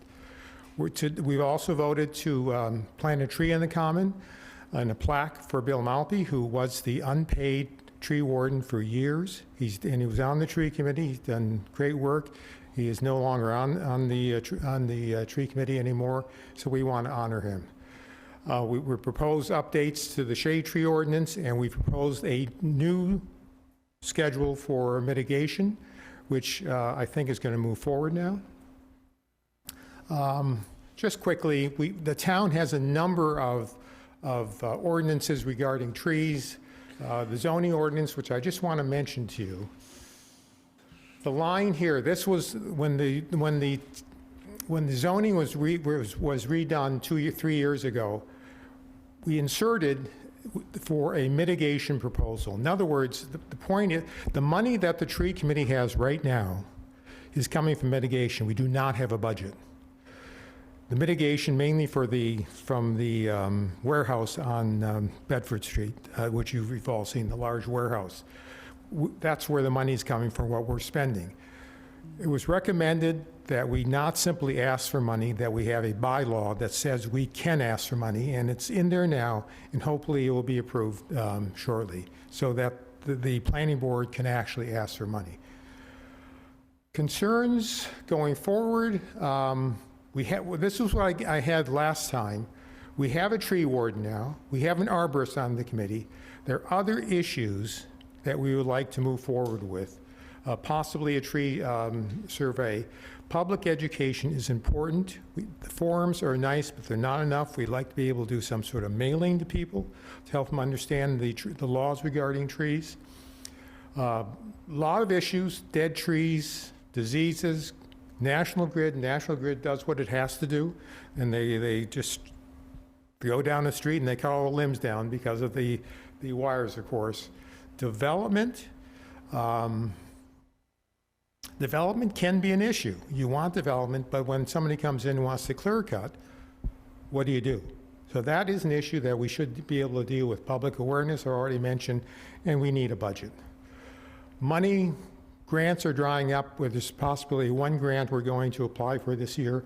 Mitigation is important. We need the mitigation ordinance in a budget, of course. We need to work with other committees, in particular Bridgewater Improvement Association, which we unfortunately have not done, and I'll take the blame for that. We should be doing more. Councilor McGrath is working with getting committees together in this town to work, and I think that's important, not only for the tree committee, but for all committees. Okay. I want to introduce Mr. McMahon. He is our tree warden, official tree warden, and he's been tremendous for us. Let him talk to you about the importance of trees and what we have to do in this town. Brian, come on. Great, thank you, Ray. So, my name is Brian McMahon. I'm the new town tree warden, and I just wanted to talk about the tree warden ordinance. It's a tree protection ordinance, and my qualifications for it, because there are specific requirements, and then some of the issues that I've observed recently in the town that I think you should be aware of. So the tree warden ordinance was established in 1899, and to my understanding, any tree along within 20 feet of a town road is protected by it. You cannot prune, remove, or plant a tree within 20 feet of a town road without permission of the town arborist. If you want to remove a tree within 20 feet of the town road, you have to have a public hearing. And if there's an objection at the public hearing, you guys are the final voice on that. So it can be rather involved. Specifically, I'm a qualified tree warden. I'm a board-certified master arborist. I have a track qualifications, which means I'm qualified to determine whether a tree is a hazard or not. I have 2 pesticide supervisory licenses, which is required by the license, by the ordinance. I have one in rights-of-way and in shade trees and ornamentals. In addition, I'm a graduate of Norfolk County Agricultural School. They have a post-high school forestry program. I have a BS in biology from the University of Massachusetts. I have an MBA from Babson College, and I have a master's degree from the University of Nebraska in entomology. In my regular job, I work for one of the oldest tree companies in New England. Specifically, I'm part of a team that manages rights-of-way vegetation control for the MBTA. And that's usually evenings, and it's somewhat seasonal. It allows me to do this job. My role here is about 4 hours a week, so it's not that significant. But some of the issues that have come up immediately is emerald ash borer. I don't know if you're aware of it. It's a beetle that was introduced from Asia. Yeah, first was observed around Detroit in 2009. It's killing all the ash trees. Unfortunately, that's a lowland tree. We have quite a number of the white ash in the town. They get to be quite large. It's been in here about 5 or 6 years. They're all just about dead. Once they die, they fall apart really quickly. About 3 years, they start shedding limbs. They become a big hazard. We've got, it's killed, for instance, all the green ash trees that were planted along Broad Street as you come out of the square, and then lots of large trees all around the town. And then secondly, there's beech leaf disease. It was discovered in Ohio in 2012. It defoliates beech trees, kills them in about 6 or 8 years. And unfortunately, the large copper beech beside the library is infested. It's dying. There are 8 beech trees on the town common. They're all infested. They're all going to go. We're going to lose them. We need to think about replacing them. And then finally, how am I spending my time? Right now, besides attending meetings, I'm surveying the town. I'm driving around looking for trees that are hazards, trying to identify the trees that are and cataloging them so we can start to develop a program. Because, you know, my role is public safety, not only protecting the trees, but protecting the people from the trees. Public safety and liability for the town by having a process of removing trees that might be a hazard. And I've got a fair number of trees that I'm already concerned about. I'm cataloging them right now. As I go along, I'm going to confer with the Department of Public Works and the town manager about how we might get together and get those done. But we're going to need some money to do that, and we're also going to need some money to start replacing these trees. Specifically, I'd like to see those beech trees that we're going to lose on the town common replaced with other trees, get them in there now so that when those trees die out and we have to remove them, we have something already in place. So that's kind of my role. I appreciate your time. Thank you very much. Thank you. Thank you. Thank you. Any questions for Brian? Oh, yes. No questions. You're all tired. Want to go home? No questions, but just a comment that I see the work that you're doing in the Downtown Revitalization Committee with Councilor McGrath, and I know that you've addressed the tree issues that we are experiencing there, and it seems that you are all working towards a plan. So I just wanted to bring that to everybody's attention that wasn't aware of that, and thank you for your work. All right. Well, thank you so much. Thanks, Ray. Could I ask one question really Sure. quickly? When you're removing trees on the common, some of them are there, they've been planted and named for people who donated them. Are you keeping the signs and are you replacing those, or what From the BIA perspective, I'm asking this. At this point, I'm just identifying trees that I expect to need to be replaced. We haven't gotten as far as getting a process for actually removing them, but I would imagine that any trees that have a name associated with them, we'd keep that in place, and we plan on replacing them with other trees that hopefully are better choices and aren't going to have these problems, which is another part of my job, Right. making better choices on street trees as we replace them. That's wonderful. Okay, thank you. Thank you. May I ask a Sure. question? What trees do you plan to replace? What trees do you plan to use as the new trees on the common? We haven't determined that yet. We've spoken to a landscape architect. One of the issues is I don't want to impose my personal choices on what trees should be there. I think we need, other opinions, so that we have a landscape architect we're consulting with. My own personal opinion, however, would be it's dominated by linden trees, and I would just replace the beech trees with other linden trees, a slightly different species that you guys wouldn't be able to tell one from the other, but in case we had a problem, it might have some resistance. But I think consistently, my first exposure to the town of Bridgewater was driving into the town with my wife. We were antiquing, and that town square was just so lovely with the trees and everything. I'm very interested in preserving that character of the square. But again, it is not an emergency, but it's going to change quite dramatically. And, we're going to lose a significant number of those trees. Thank you. We'll now move into town manager report. So I'll ask our town manager to, so we've got grant opportunities kicking things off here. Yes. Good evening. So I put this on the agenda in large part, our last council meeting, for example, there was a resident who had made mention of a variety of grant opportunities available to the town. And, I think there's been a discussion about, whether the town needs a grant committee and so forth. Just wanted to provide context on what the town does and what the town has received over some time. On the list that we received, and I don't think everyone knows, is the list that we received, I'm not including schools because we don't apply for schools grants. The town has either applied or received funds for over 2/3 of the grants that were on this list. And I just don't think people are aware of that.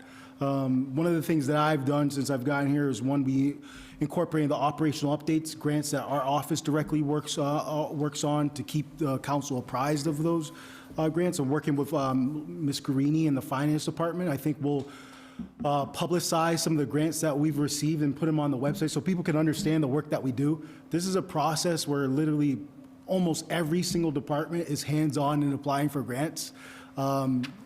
Since fiscal year 21, and I just did a quick review of this, and this, I do want to thank Ms. Greeny for this work. Since fiscal year 21, the town has received over $48 million in grants and low-interest loan programs. I will put the caveat, some amount of that was received ARPA and CARES, but we are very aggressive in going after grants. And actually this evening, a gentleman mentioned one bit of good news that I wasn't anticipating this when I did put this on the agenda, but the town just received $500,000, about $500,000 for pedestrian improvements at the Plymouth Street site over there. I would just amend that. It wasn't Rep. Gallagher who got those funds. The town had to apply for those funds. And that was part of our priority, Complete Streets Priority Plan that we developed in conjunction, but our CD department applied for those grants along with the DPW and with the town manager's office. We obviously let our partners at the state know when we're applying for these grants to help us advocate, but that's the work that staff does. Obviously, we've talked about staffing and bandwidth. We take an all-hands-on-deck approach. We're very proactive about going after grants. So, I thought it was important to highlight that because I don't think people are aware of the work that goes into into what we do and what we've actually received over this amount of time. Thank you for that. Any questions on grants? Would it be possible to provide a list to the public of the grants that we received and the amounts that we did in each year, just so that the public can see? Yes, and that's what I mentioned with Ms. Guarini. She's doing that work in the finance department. I think that's something that's prudent to move forward, moving forward, because I think just people are not aware about the work that we do in getting these grants. So yes. Great. Okay.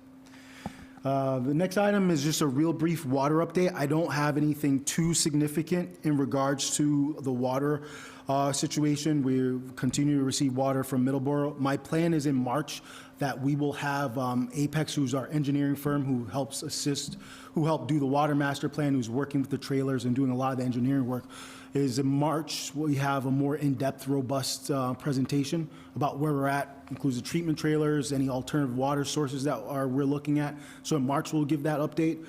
So just real briefly, one little caveat, one little bit of information in terms of water is during this period that we've received water from Middleborough, the water department has taken the initiative to do well redevelopment on well number 3. That well was offline for about 10 days, so we could redevelop that well and increase the capacity that we're able to do from that well. So that's in conjunction of receiving that water from Middleborough. So our water department, we're all being proactive about this, and I believe in March we'll have a more robust water update for you all. Great. Any questions on that?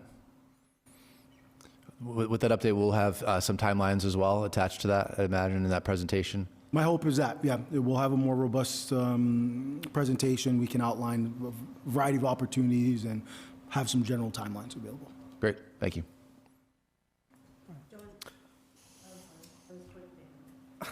I just wanted to follow up from the last meeting. We did speak about it, about High Street's capacity levels.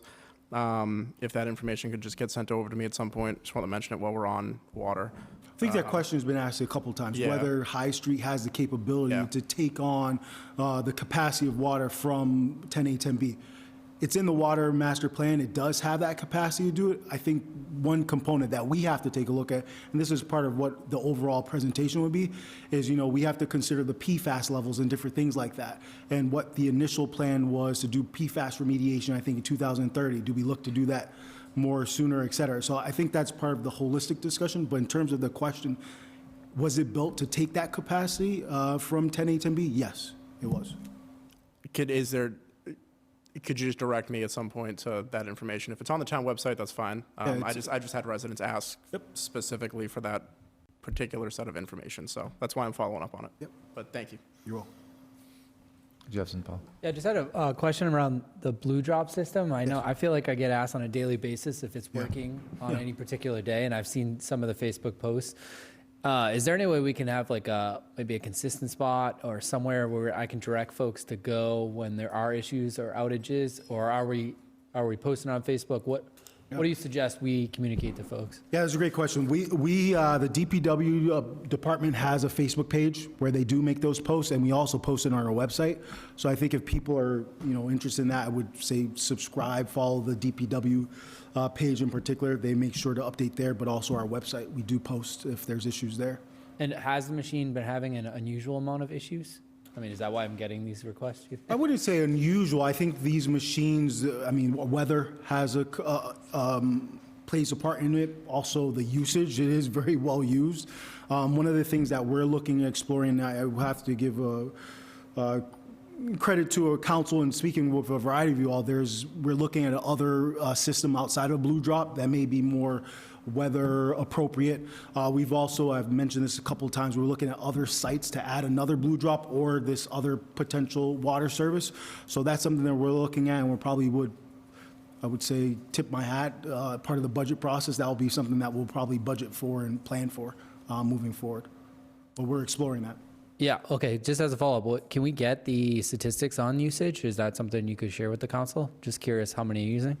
And then you just commented on the budget, so I just ask, will this be included in the water presentation in March around Blue Drop, and what the plan is going forward with that? Is that... I won't say that in particular. I don't know if we'll be prepared for that. I know we've been looking at some sites. I've mentioned this in a couple of updates.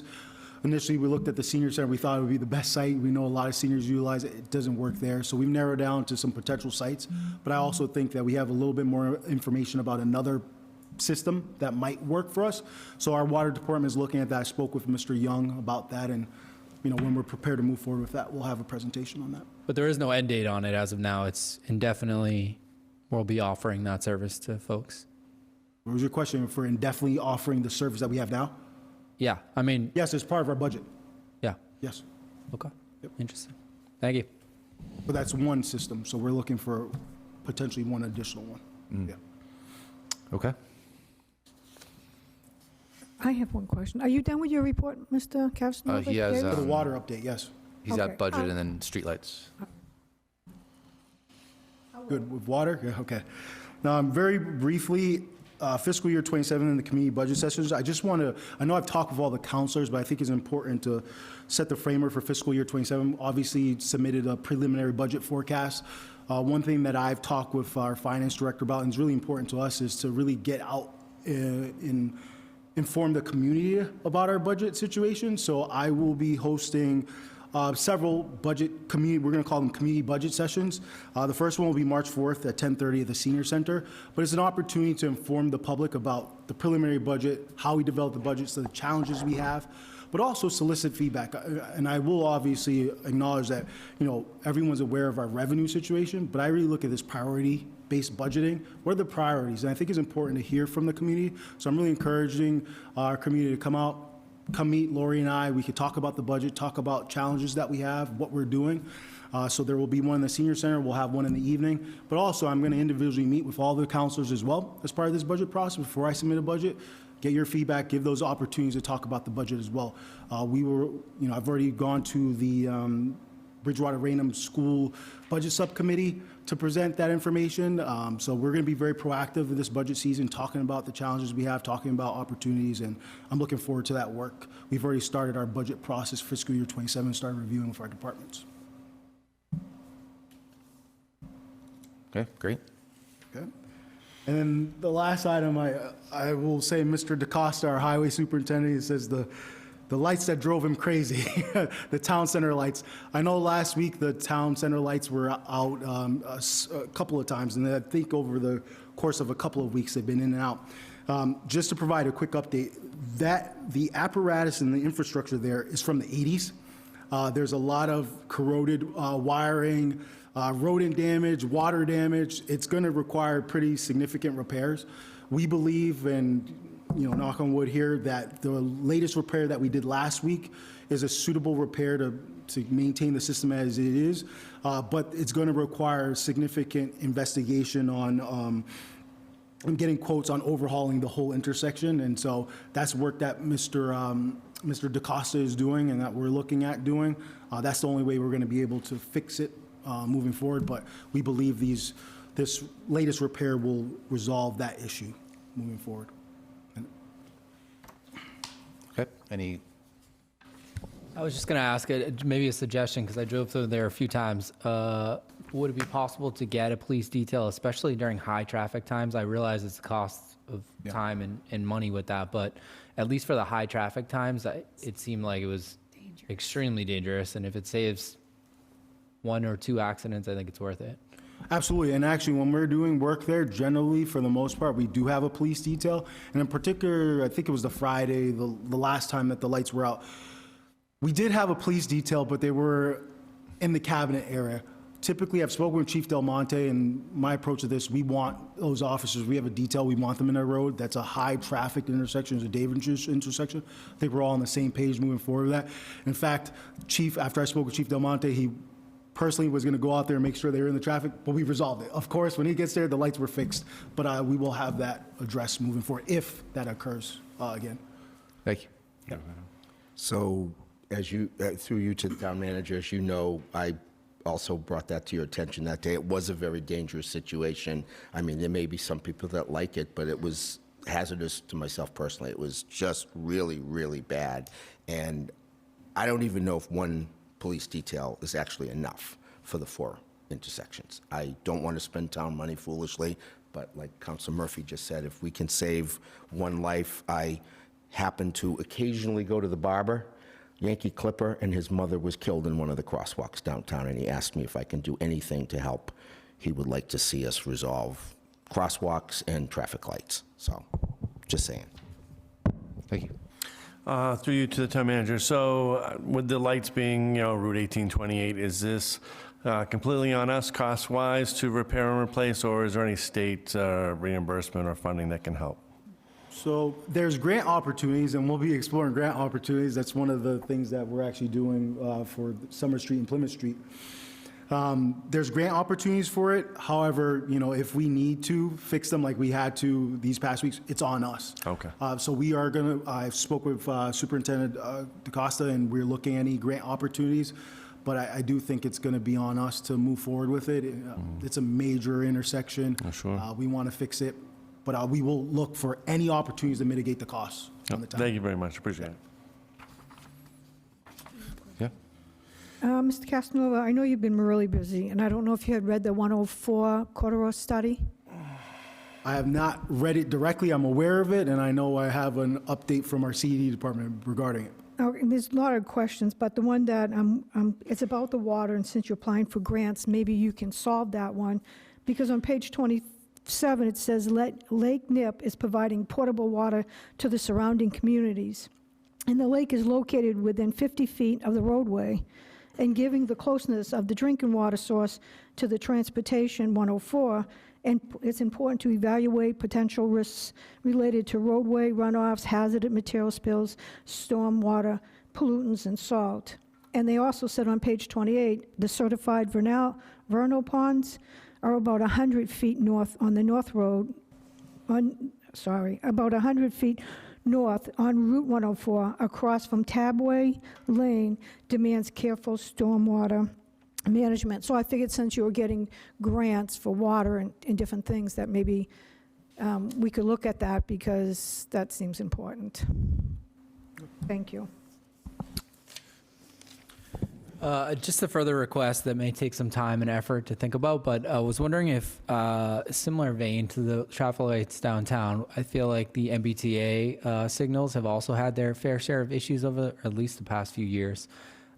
Curious to know if there's somebody from the MBTA that could come and speak on maybe maintenance and upkeep of those and what that looks like in terms of safety and how often they're serviced. I just think that would be really helpful for folks, and something that I get asked about often too.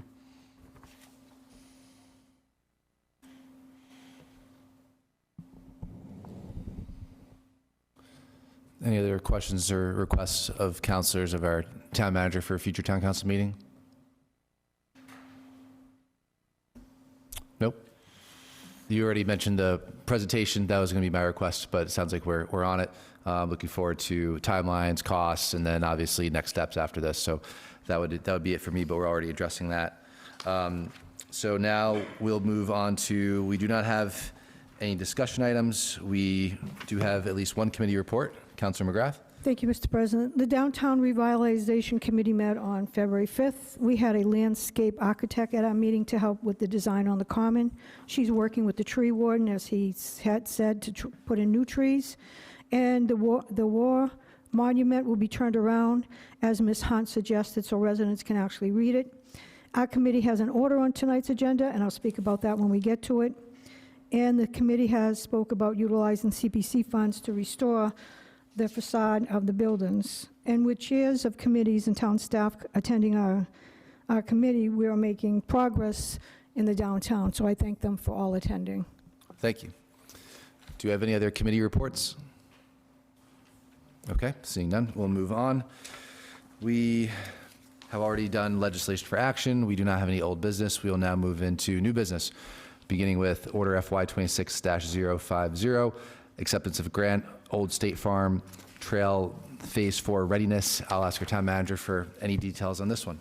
Speaking of those grants, this is a grant that our office, and I want to give a special shout out to my executive assistant, Cajun Beardsley, who worked with Kitty Doherty, who was mentioned a little bit earlier, for this grant to help us move forward with Phase 4 of the Old State Farm Trail. So we did receive this grant, $10,000, and it's doing a lot of the work that's required to submit an overall Mass Trails grant that's a lot more significant to do that work. So we're happy about receiving that grant. Thank you. So I would entertain a motion to refer to Budget and Finance Committee. So moved. Second motion and a second. Great. Any further discussion? Seeing none. All those in favor? Aye. Any opposed? Motion carries. Next, Order FY 26-051, declaring the downtown corridor of Bridgewater a blighted area. I will ask Councilor McGrath to introduce this. I know she's been doing a lot of work in the Downtown Revitalization Committee. We were discussing this, and she allowed me to co-sponsor this with her, so thank you for that. And I'll ask her to introduce this to us. Thank you, Mr. President. We declared 2 areas as Blythe, not the whole town, so we can get community development block grants. I purposely wrote this order using the state of Massachusetts words, so it'd be very clear of why we're defined, how it's defined, the downtown Blythe, and what we'll be using the grants for. So the only thing I will have to amend is putting under therefore Exhibit A and B, because at the time that I wrote it, I didn't have the maps, and Mr. Rulli graciously put the maps out forward for it.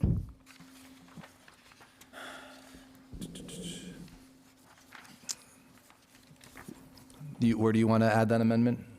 At the end there, the corridor of Yeah, the town of therefore, Bridgewater? by definition, Massachusetts general law, that the corridor of town of Bridgewater is declared a Blythe area as shown on exhibit maps A and B, or just exhibit A.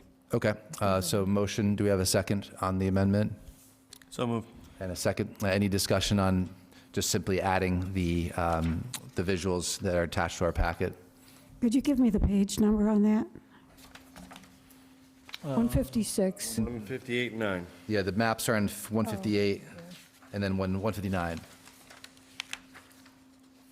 These are the areas that we're going to be exploring, and then in the subcommittee work, we're going to be identifying certain parcels that have to be 25% of that area in order to qualify. That's exactly what I was going to say, but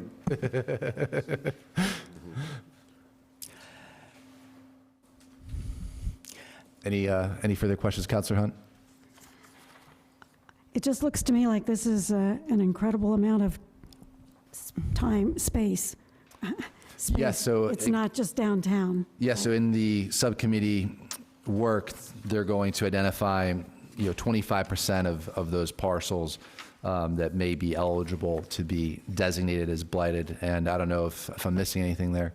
no, I would say that, this, and obviously speaking with our town attorney and our staff, there is some work that needs to go into this order, and we expect that it's going to be sent to a committee of some sort, and that work needs to be done as part of moving this order forward. I'd like to recommend that it go to the CED committee before we get too involved in it. And I kind of would like it to come back to our committee because we have all the chairs working with us, with the historical and Mr. Rulli.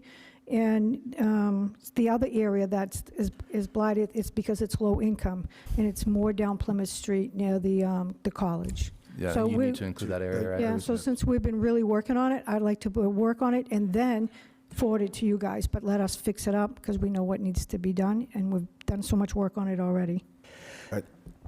Couple of Let's, comments. yeah, we've got a few hands. Councilor Lindy and then Councilor Elliott. I think a lot of work has gone into it, but I'd like to see 2 committees work on it together. One's a permanent standing committee, which is CED, and the other is an ad hoc committee. I also would like to ask the town manager, through you to the town manager, what is the, I guess I'm going to say public relations issue, and I'll put it as issue in quotes, with declaring a blighted area, because we have one side of the common, to me, that looks like it's in pretty good shape, and we have another side of the common that looks like it's in pretty bad shape, and then on Broad Street, prior to the Friendlies project, I've talked to you about this, the blighted building that's sitting there with boarded up windows, that apparently we have no way to enforce anything to get them to fix it.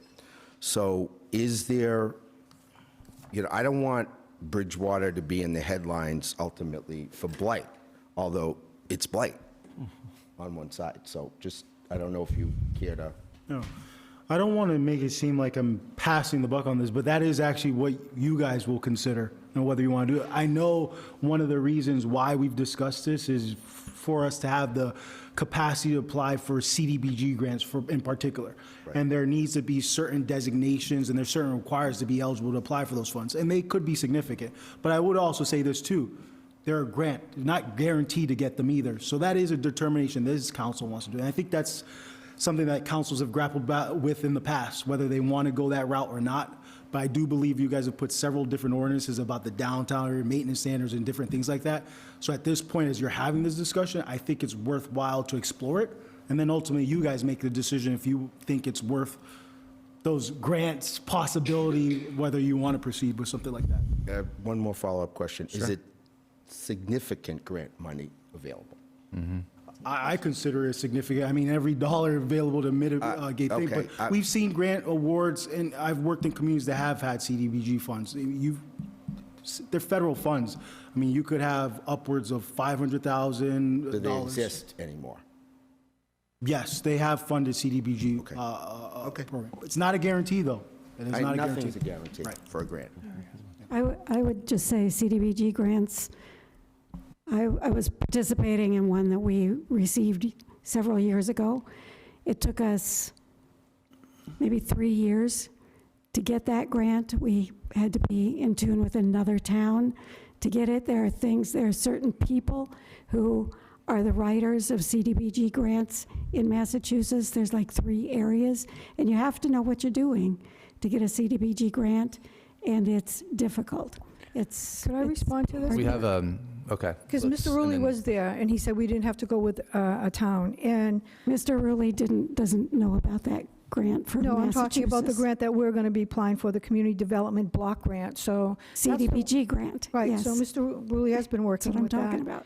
And some of the funds will be going for the face of the of the buildings, the preservation of historical sites, infrastructure. We'll get a code enforcement. We can hire code enforcement with the thing.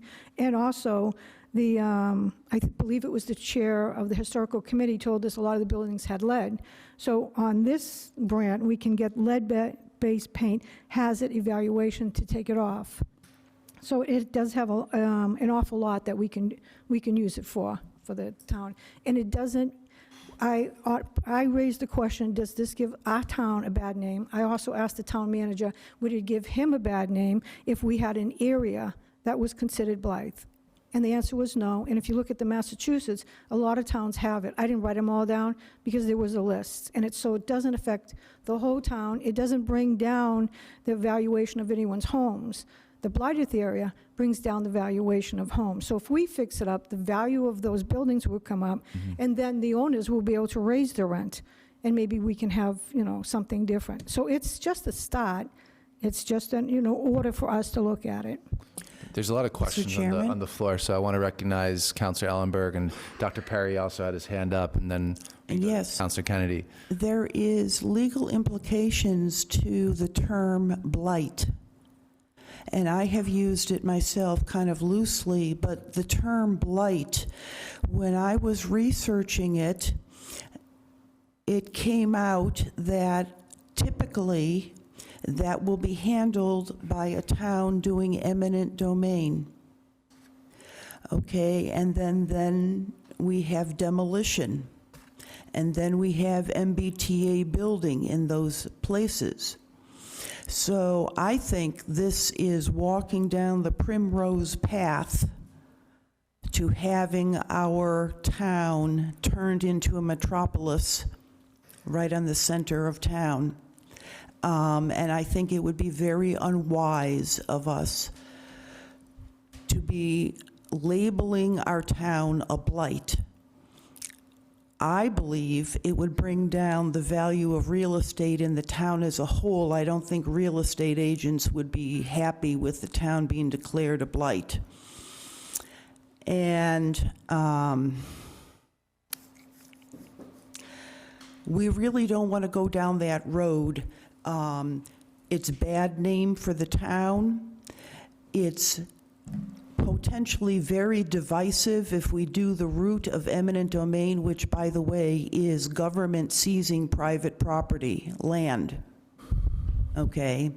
And so a blight situation opens us up to that situation. So I think it's unwise. Do we have clarification from our town manager. I just want to be very clear because, obviously, this will engender some conversation. I do think it's a conversation for the council. It's going to get referred to some committee, I'm assuming, this evening, and that's a determination that you all make. I want to be very clear and be very deliberate about town staff position on this. If this is an opportunity to explore additional funding, we're not advocating for it. It's something for you all to consider. And this is part of the overall discussion about the downtown revitalization efforts. So it's ultimately a decision for the council and in your collaboration with the community, whether you want to move forward or not. But there has been no discussion with us about eminent domain or anything regarding that. It's about a designation that this downtown revitalization committee was particularly interested in applying for CDBG grant funding. That'll ultimately be a decision for the council. It will not be town staff, so I want to be very clear about that. And Dr. Perry has been waiting to make a comment. Sure. So just a couple of things. Number one, as far as referring it to a subcommittee, again, the Downtown Revitalization Subcommittee, has been getting the legwork on it, and it was brought up at our last meeting, so this is what this order is all about. We do have a member of CED on that same committee as well, and I know you guys are down a member. But my plan or my intention would be, once the legwork has been done by this committee, for it to still go to CED for discussion and review before it probably comes back to the council, because both subcommittees should look at it. But in regards to the comments on the blighted situation of the town, again, it's a designation on paper. There's no intent for the town to do any type of eminent domain.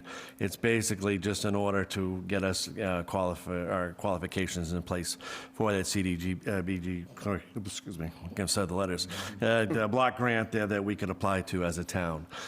So again, we're still doing the legwork. We've been getting, different members of the community, the historic representative of the Historic Commission. We've had Mr. Rulli in on the meeting. So we're getting a lot of heads together to kind of talk this out and work this on out. So I just feel that as a subcommittee, the first subcommittee that it should be referred to would be downtown to work the order to get the details in place for it, and then once it's ready from our subcommittee, then it can go to CED and then back to the council for a final review. Got it. Thank you. Councilor Kennedy's been waiting. I would agree with Councilor Perry that it should probably be discussed by both committees once the legwork has been done. I also had similar questions and concerns. PR is one, legal ramifications is the other. So if there's any working documents on any legal ramifications, fallout, whatever that kind of opens up the ability for the town to do with that, I would just like to know for information purposes, not that there's any intent involved in it, just what doors it opens up. Is just something I think that we should be able to be aware of. So at some point in the committees, or if that information is available, I'll look into this myself, but if there's working documents that you have for it, it would be good to just review to know what doors we are opening up. Grants and everything sound great, and I support that, and I don't necessarily, I'm not against this. This sounds good. I just would to know all that information as well, so I can make an educated decision on it. Great. My understanding is, and correct me if I'm wrong, somebody, the downtown area, I don't know about the map area, but the downtown area, an MBTA Communities Act development can't be built on Central Square. There isn't a footprint for that anyplace. So I want to make sure we stay within the boundaries of, I don't even know if we have a designation is what the downtown is. I came from another community, and that was always a debate, and it was never clarified. And we definitely had blight for sure for years. A lot of it had to do with traffic patterns. We're working on a plan to figure out what to do with the traffic patterns downtown. The first thing we want to see is facade improvement. Okay, we tried that in the other community, didn't quite work. Sign ordinances, so signs had to be, you go to different parts of the state in downtowns and you see uniform signs. You don't see what we see here. And I think a lot of work has to be done. I like to see committees work together. We also have a planning board here in town where CED and planning meet together. I'd like to get their input too, because they have some expertise that I don't think any of us have necessarily, so I think there's a lot of work that has to be done. You know, I love our common, but we could have a much nicer looking common. And hearing about the trees we just heard, I mean, those folks came to the committee and talked to each one of us, and I'd like to explore more. Great. So it sounds like there's a desire to refer to one or two committees, so why don't we take one motion at a time? Does anybody have a motion? I would just, one motion, send it to downtown revitalization to be worked through, and then once it comes back from that committee, then probably vote to send it to a second committee. Because usually we send it to one committee at a time as a council. Do you have a second? I'll second. Okay, we have a second. Any discussion on sending over to downtown revitalization? Okay, seeing none. All those in favor? Aye. Any opposed? Okay, motion carries. Are we okay with just sending downtown revitalization and maybe sending back, or did you guys want to make a motion? Sounds like there may be... Yeah, I'm going to make the motion to also send it to the CED committee. Okay. Second. We do have a second. Any discussion? Just to clarify, go ahead, Oh, yeah, so, for me, again, it's if we got two different committees working on the same document, but if they're not talking to one another or meeting together, I don't know if that's going to create conflict or more work down the line. So again, that's why I think we usually send it to one subcommittee at a time to be worked on. Then if another committee, if that committee is then done with it, then, before taking it up as a council, we would move it on to the next committee. Can I amend my motion? What's that? Can I amend? I'm going to... Oh, yeah, sure. I either withdraw my motion or amend it? Well, you have the pending motion, so someone can make you can make a motion to amend, sure. I guess I'll ask the maker of the motion to send it first to the Downtown Revitalization Committee and then to the CED Committee. Second. Does that procedurally work? Right. So I think that's ultimately ends up being a council decision. So I think the proper course is either, as you've proposed initially, where you send it to both now, or you wait till it comes back to council and then you make the motion to refer at that time. Okay. That's probably procedurally the cleanest way to do it. Mr. Lindy, could I say something? Yeah. I mean, both you and Ms. Hunt were at the meeting. Who else is your committee member? There That's isn't all. one. No, exactly. She's not a member of our committee, Downtown Committee. I'm not a member No, of the but you're both members of the CDC. Right. Do you have CED. another one? CED. CED. Sonia was the other member. Right. Okay, so CED. since you both attended my committee meeting, why don't you just continue it so you can keep updated? Well, that doesn't make us voting members of I don't consider myself to Well, be a Mr. member. Lindy is, and we allowed, because you're on the a council and on the other committee that you spoke and put your. I think the problem with that is now you're having two committees, and you better post that as you're going to have to post it as a joint committee meeting. That's Yeah. all I'm looking to do. It is community and economic development. It may be downtown, but it's also community and economic development. One is a permanent committee, and the ad hoc committee is, correct me if I'm wrong, through you to the town attorney. The other committee, an ad hoc committee, is not a permanent standing committee. I think it's fine to go there, but I also I don't want maybe it's going to go to CED later on. I want it to also go to CED. Well, I understand that, but again, I'm sorry. No, that's okay. But I think we're also getting outside the scope of what we're really discussing here. But you could go ahead. All right, well, so again, the only suggestion again is if we send it to one committee now, as the town attorney just said, when it comes back, we can send it back to the council. Then at that point in time, the motion could be made to send it to CED. Now, again, we have a standing member on both committees, one member of the council on both committees. So again, I don't know if it makes it a little stickier to do a joint meeting when we've got the same member on both committees to work at the same time or not. But I would certainly suggest that we, just like we've done with many subcommittee meetings, make it open to the council so other council members could come. That would allow Ms. Hunt to come and certainly have open discussion, which we've been having anyway. But again, just, for simplicity's sake, as the town attorney alluded to, if we just refer it to one committee, let that committee work it, let it be sent back to the council, and then the next time the council gets it, we can make that motion to send it to CED so they can formally review it as a subcommittee. And at that point, again, that might be down the line anyway, because they're short a member now anyway. So that's why I suggested our committee do it first. It's going to take some legwork and a number of meetings to get someplace on it anyway, so we might be, by the election, we might be having a third member back on that committee. But, at least a third member being put on that committee, so it's a full committee to review it as well at that time. Yeah, I would agree with that. Councilor Kennedy? Through you to the town attorney, Mr. President. Can a member who is on two committees hold seats at the same meeting on both committees, or do they need to withdraw from one committee and hold a seat on one? So it's a really good question. I've never actually done the legal research on that because it's never, ever come up. Certainly, we could look into that. Off the top of my head, I'm not sure why not, because there's no implicit conflict within that person, right? And they're both properly noticed meetings. They're going to deliberate in both of them. They act towards the quorum of both of them.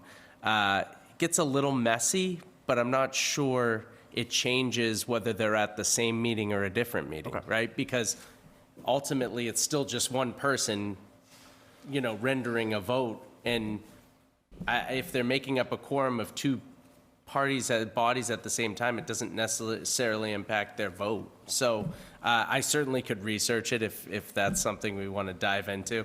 It's a really interesting question. It's actually something that was crossing my mind as you were having the conversation, which kind of lended itself to what I think logistically makes the most sense, and that is what I had kind of described as the process, because it doesn't prejudice anyone to send it to one committee now, because at the next council meeting where it does come up, anyone can bring a motion forward again to refer it out. There's no prejudicial impact, I guess, by it not going to one committee now. You can always refer it out.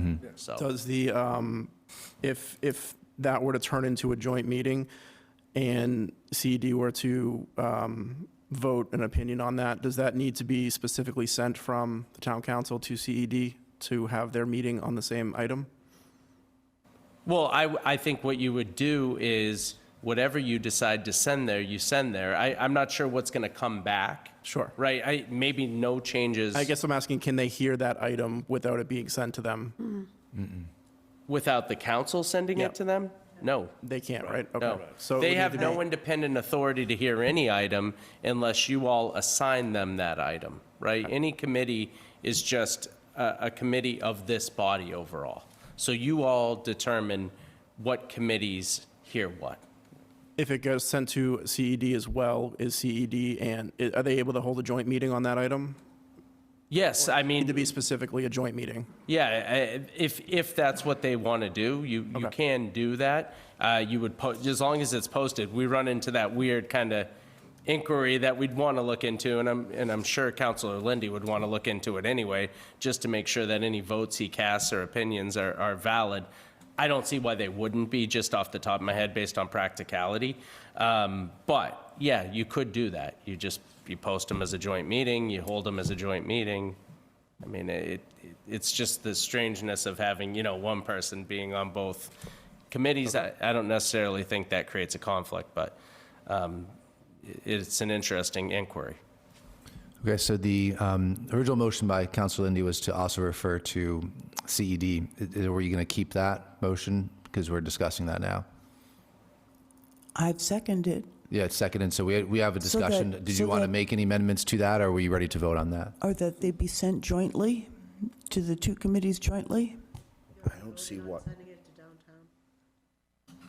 What was that? You already voted sending it to downtown. Yeah, so it's already going to downtown, so we're currently discussing if we were going to send over to CED, and I asked Councilor Murphy, Councilor Lindy, rather, if he wanted to. All I'm asking for is after that meeting takes place for it to be referred. I'm not trying to usurp another committee.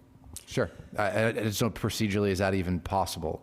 No, it's not. No, I don't think so, because you're not, you can vote that when it comes back. We have to wait till it right? comes back, yeah. And you can bring it up, Mary Lee can Yeah, bring it up, that's anybody can bring it just up. procedurally, the time to refer it is the time when it comes back, Yeah. right? Because you don't know, you don't know what's going to come back yet, right? So you can't really say if you would want to refer it or not, and, anyone's perspective on that could change, so. Okay. So You let's want to just vote vote. in I have a actual comment. action. I have a comment. Sure.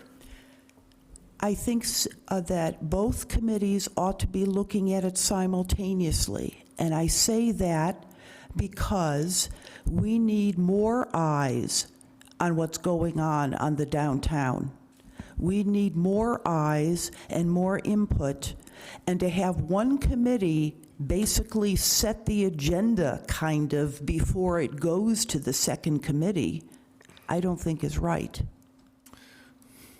Mr. Lindy, I have no reason why we would not send it to you. You're on our committee, and we're not the only committee that, we have probably about 15 people at our meetings that, their historical commission, the downtown's historic, it has its own laws. So I don't understand, I'm confused of why you don't think that, Past practice. well, I give you my word that I'll vote, okay, I give you my word that I'll vote for it to go to, because The I TIF said this committee to you is prior. Separately. Back and forth. Yeah. No, I said to this Anything to else, is we got prior. to get to the question here, so. Would it make sense if we support sending it to CED, is if your committee is open to just having a joint hearing to expedite the process of both committees hearing this at the same time? I would be opposed to that personally, because it's just more coordination. I mean, that's just speaking for myself. Anybody else could feel free to chime in. I would like to see it just one place, one time, and then whoever's available to show up to that meeting, show up. Mary's been great about allowing participation from other counselors. Mary's word is good enough for me. I think this is the sort of thing that's going to take much more than one meeting. Of course it is. This is very big.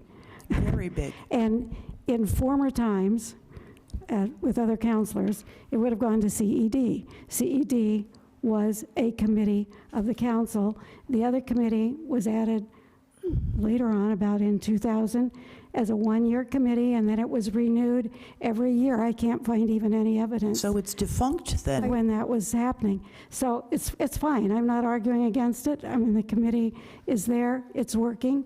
I don't see how it was, how it kept going, but it's going. So let them do things.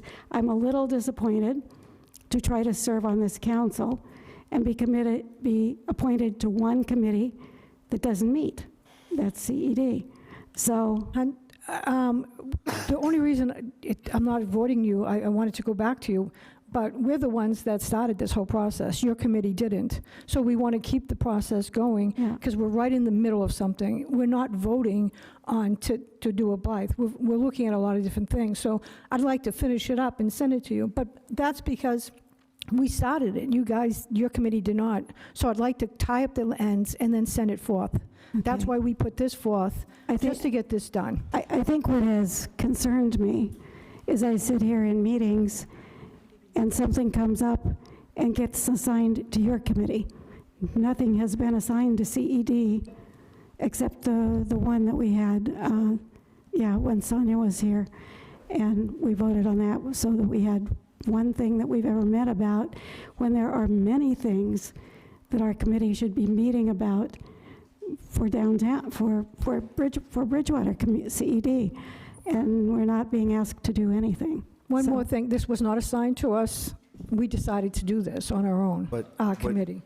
Just on that question, didn't the town attorney just tell us that we're only supposed to act on things that were assigned? Which is it? It was, Right, not to speak for that's Mary, why we're assigning this to a committee to be acted on. Wait a minute. Mary just said, Let me just clarify. So, first of all, I would recommend that everybody watch the downtown revitalization meetings. They're excellent. They're very thorough. There's a lot of people in there. I did watch, and this was discussed. And then Mary put forward legislation, hoping that it will go back to her committee. But she's not acting on behalf of her committee, asking and proposing legislation. She's acting on her position as a counselor to put forward legislation, hoping that it goes back. So that's how I see it. Mr. Linney, as being part of the committee, you knew that I was looking at what you guys had prior, you and Council Perry had prior discussed. And some of the things you guys had prior discussed was the buildings in the downtown. Therefore, we took that back up. I understand that, but So it wasn't committee assigned. that I serve on as chair, there was another committee in past practices created to create a TIF district when in fact it should have gone to CED. And I don't want history to repeat itself. I'm going to be perfectly honest. I accept your word and pledge to refer it to us afterwards. So I'm fine with that. I will withdraw my motion. Okay, let's move on.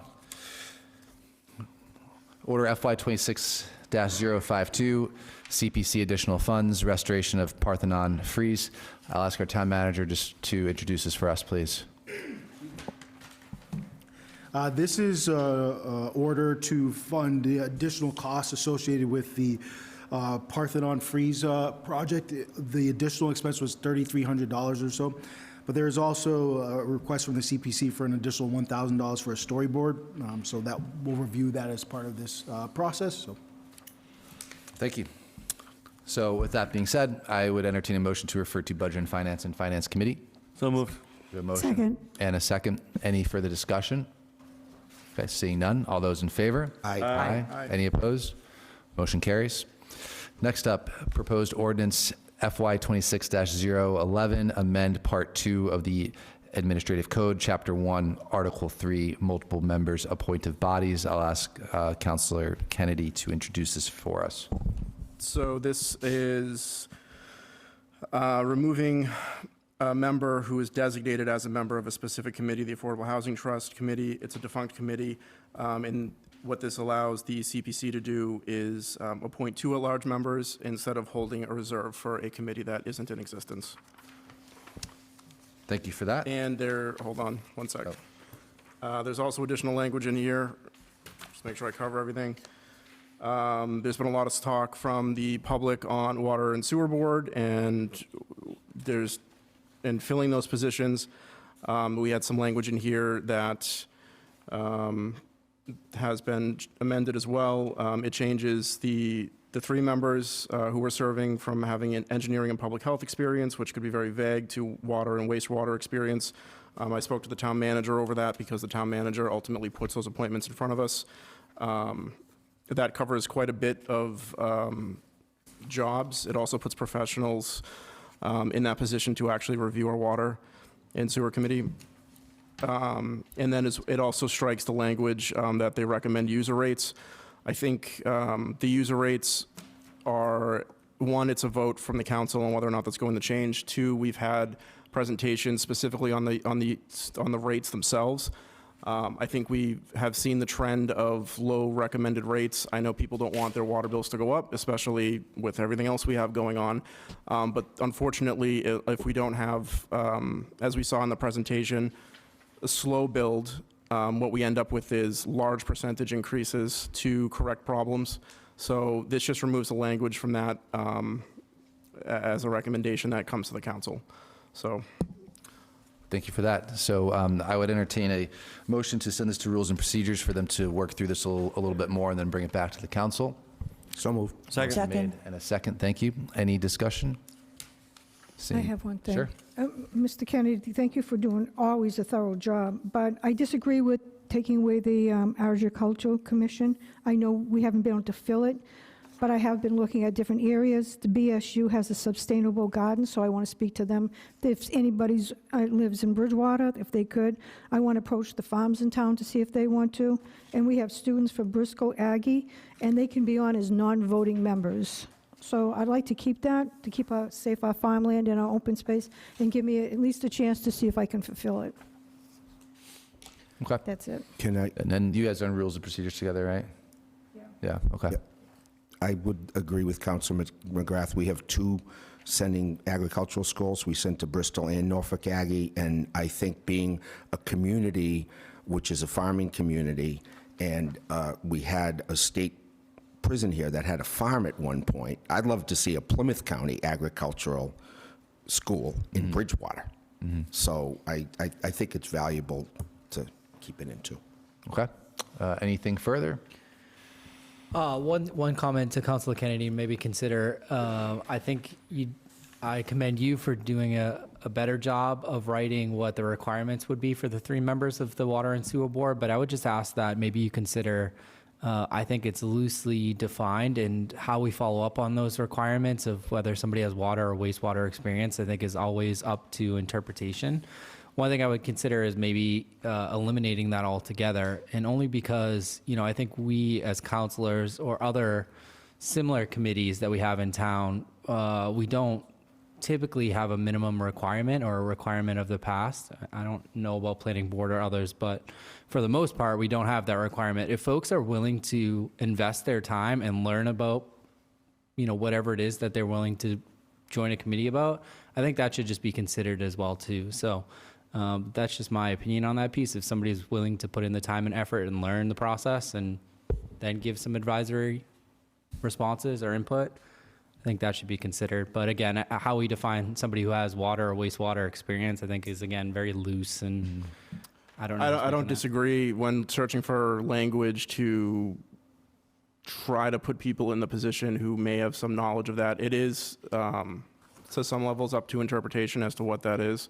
I provided recommended lists, which is not included in this, to the town manager just as a conversation starter, because we can't, it's still under his purview to send those to us as recommendations. But trying to find language, unless I guess it is completely open. I guess my question would be is, with everything we have going on and having nobody on the board with prior experience to even guide a new member, I know that situation takes place on other boards where the new members come on and they're guided. I wouldn't be opposed to changing it. I also wouldn't be opposed to changing it in the future if there was a solidified member that was able to say, these are the things we look at, this is how we do the process.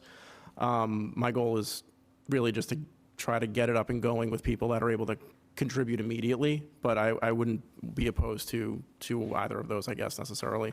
There were other, does that cover? Yeah. I appreciate it. Yeah.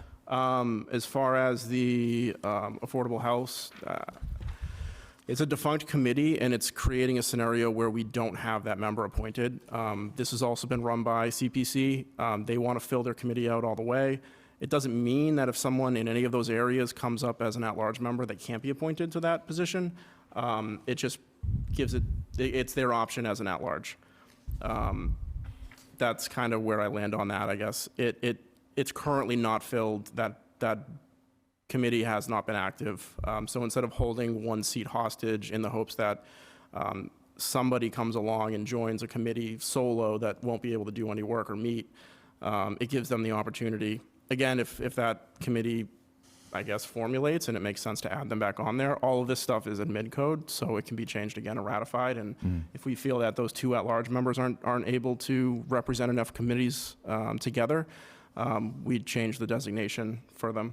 I mean, I think that's appropriate. I think the stuff with this is that it is workable and living, and we're able to make adjustments if we need to in the future. That's how I was viewing those, but the CPC, I feel pretty strong on allowing them to get another member on board to do work.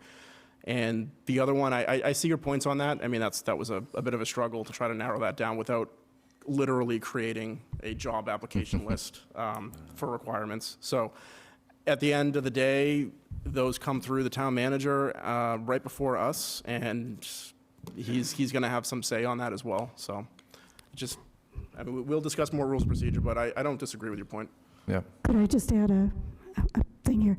There is a committee, it's a town manager committee that vets everyone who applies for any committees, and they vet them and they talk to them and they find out what their expertise is and all of that sort of thing before they recommend them to the town manager, who then vets them on his own and all of that. So it's not like people can just kind of apply and walk in.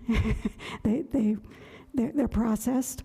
And then I was going to say something about, what was the last thing that you talked about? Going back to the first thing. The CPC. The CPC. So if there is a person on the CPC who's there for the affordable housing itself has to be a committee of 4. They have to be legally put into that committee. I mean, I remember when it was first formed, and there were the 4 people that our former town manager was trying to get on there. They had to go to court, and they had to do things that they had to do to be assigned to that committee before they could actually be a member of that committee.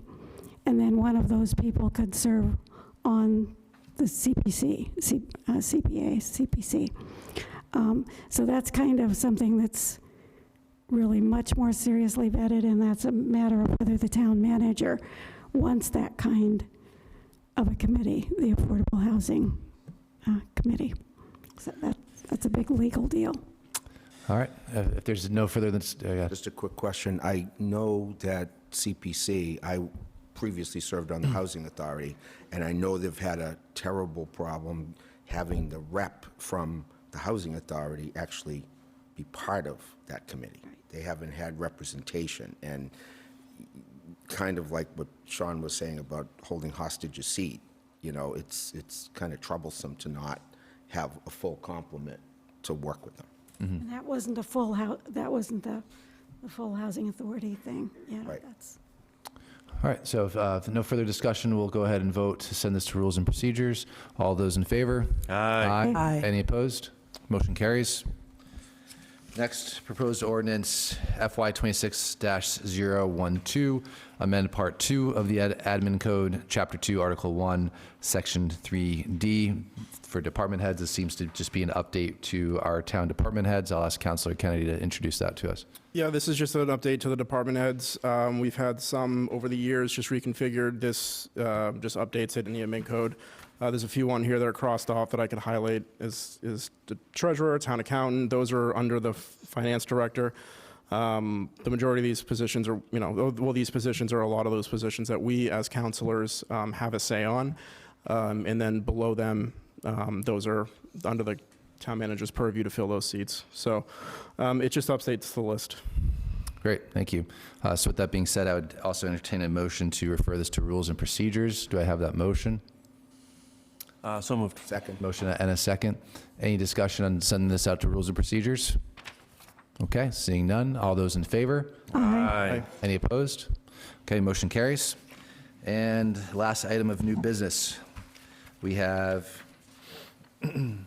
Order FY 26-040, establishing a downtown facade improvement program and requesting Community Preservation Act funding. So this is something that I'm bringing forward tonight. It's inspired by a lot of the work that the Downtown Revitalization Committee is doing. I know that we are discussing designating the downtown as a blighted area, which would leave us open to applying for the CDBG grants. That I imagine is going to take some time for us to work through that process, then obviously apply for those grants.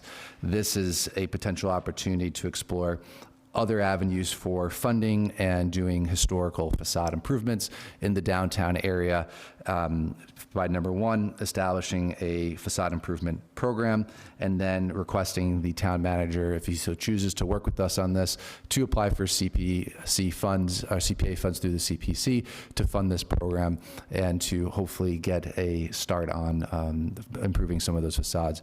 So that was inspired by all the work that that committee is doing, so thank you for that. I want to just put this forward for their consideration and hopefully referring this to them. I think this is going to take a little bit of work. It's probably going to take multiple committees and town departments to weigh on this as well. So I just wanted to introduce that to everybody tonight.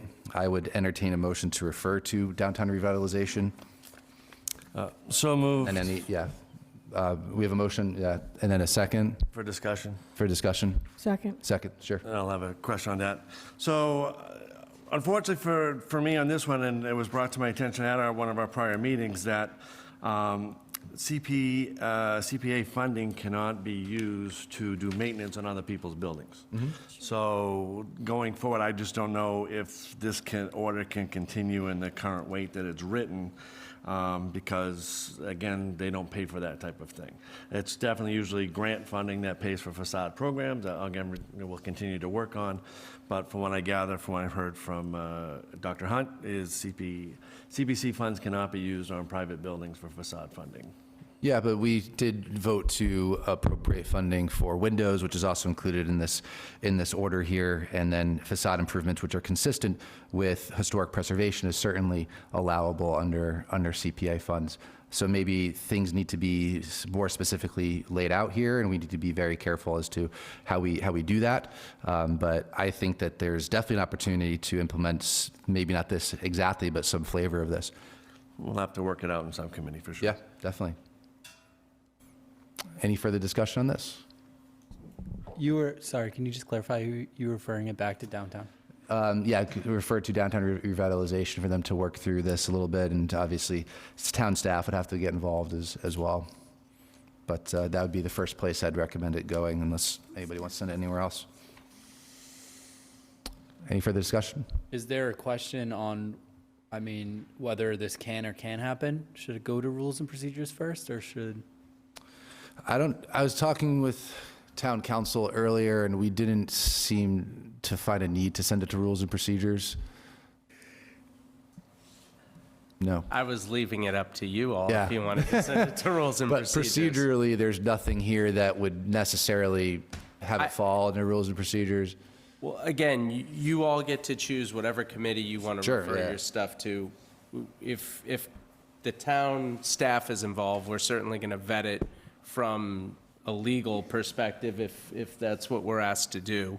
But that's the extent I can kind of weigh in on that, on where you refer it. And then maybe when it comes back from downtown revitalization, if it was necessary to send to rules and procedures to continue to be vetted, that could always be a possibility. Like I said, you guys can do it however you want. Yeah, we can send it wherever we want, kick the ball. Yeah, I'm good with you all doing it however you want to do it. Like I said, I know town staff will certainly look at it if we're asked to do that as well, so. Okay. Anything further on this one? I tend to agree with Councilor Perry. I know it's specific, and this also ties into Councilor Murphy's comments. If it goes to rules immediately, looking at it just from a rules, just the language, it may come out with edits that may prohibit it from doing what you're looking to do. So it may benefit you to have it go through either another committee or have it edited with the town to ensure that before it does reach rules, it's actually saying not only what you want, but is also following that process. So I'm fine with sending it to, personally, I'm okay with sending it to another one, but I could see from just as a member of rules, how it may, looking at it specifically through the lens of kind of a pass-fail, it may not do the benefit to send it there immediately, just because some language is definitely going to be edited. So I get that would be my opinion. Yeah, seeing the folks who are attending the downtown meetings, I think that there's enough folks there between staff that this is going to be amended in a way that's it's going to be able to pass. So, yeah, I think that it would do well going through there. But yeah, obviously we'll see how everybody votes. Any further discussion on this? Is just going to downtown revitalization? Yes, I just have a question. It says here at the very bottom, voice vote refer to rules and procedure. That was what was suggested, but I spoke with town council before the meeting, and he said, obviously we can send it wherever we want.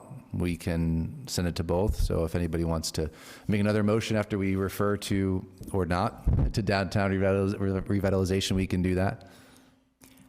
I would like to move that it goes to downtown revitalization and the facade improvement committee jointly. We don't have a facade improvement committee. Isn't this the downtown facade improvement program? I would want to establish one. Yeah, but it's not a committee. My mistake, yes. So why don't we just vote on referring to downtown revitalization first, and then if somebody wants to make another motion, we could do that. So why don't we just do a voice vote, just to be sure? Roll call. Sorry, roll call. Thank you. It's getting late. Mr. Kennedy? Yes. Ms. Ellenberg? Yes. Ms. McGrath? Yes. Mr. Loretti? Yes. Dr. Perry? Yes. Mr. Murphy? Yep. Ms. Hunt? Yes. And Mr. Lindy? Yes. 8 in favor, 0 opposed. All right, great. Anything further on this one? It's been Nope. sent. All right, it's been sent. It's gone. Maybe it'll come back. All right. We now have citizen comments. Due to Massachusetts open meeting law requirements, discussions will not take place during public comment periods. If appropriate, responses to questions and concerns will be given by the town manager at a future town council meeting. Anyone may comment at this time for up to 3 minutes. Please state your name and address for the record. Few people left.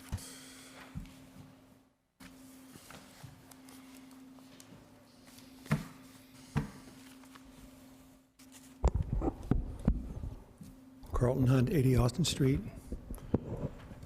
I appreciate the continuous intention to use CPC. Unfortunately, there's a huge amount of confusion about what we can and cannot do.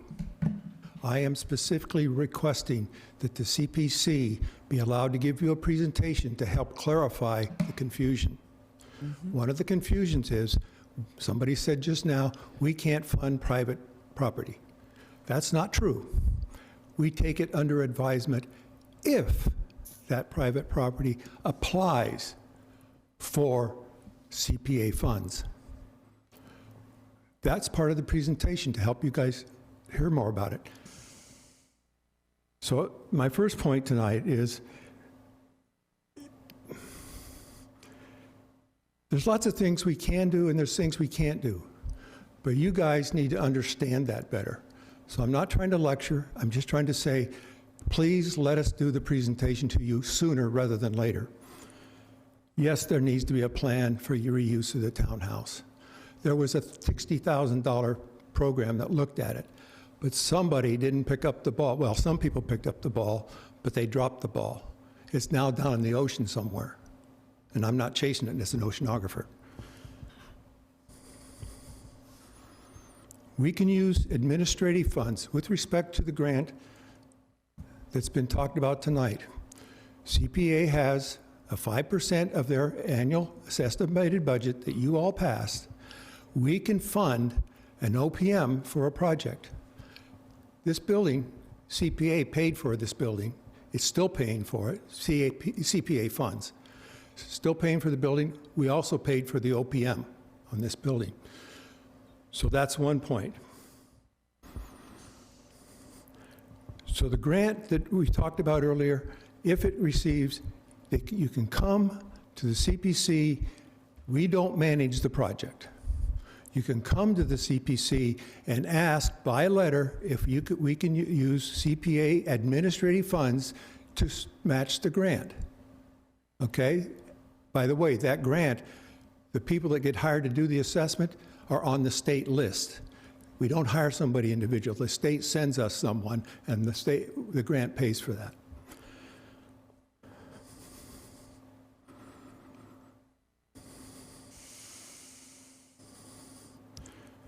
I probably have, the other thing is, people start talking about the townhouse. Did you know that the CPC can recommend bonding to you guys, and the bonding comes out of CPA funds, which are not a part of the regular budget of the town? We're paying the bond off in this building. It was over $5 million. We've got 10 years to pay it off. The presentation has more information for you on that. We need to do a bond analysis in order to actually see if we could bond that money. Last point. I spent a lot of time working on a CBDG grant. I took pictures of this town, and I spent time under another contractor that spent 4 weeks documenting Dartmouth, not Dartmouth, but another town on the coast. Two of us spent 4 weeks documenting the houses. There's very specific information you have to put in. You have to look at what the status of the house. Is it dilapidated? There's a whole bunch of things. What are the windows like? There's very detailed information. It's not cheap to do that. You have to pay somebody to do that. The town doesn't have the money to do it. I don't know if where you're going to, the CBD grant might pay for it, but you generally hire a contractor to do the work. I'm going to just leave it at that. Please, let the CPC come and give you a presentation so you can learn what we can do. Thank you. Thank you.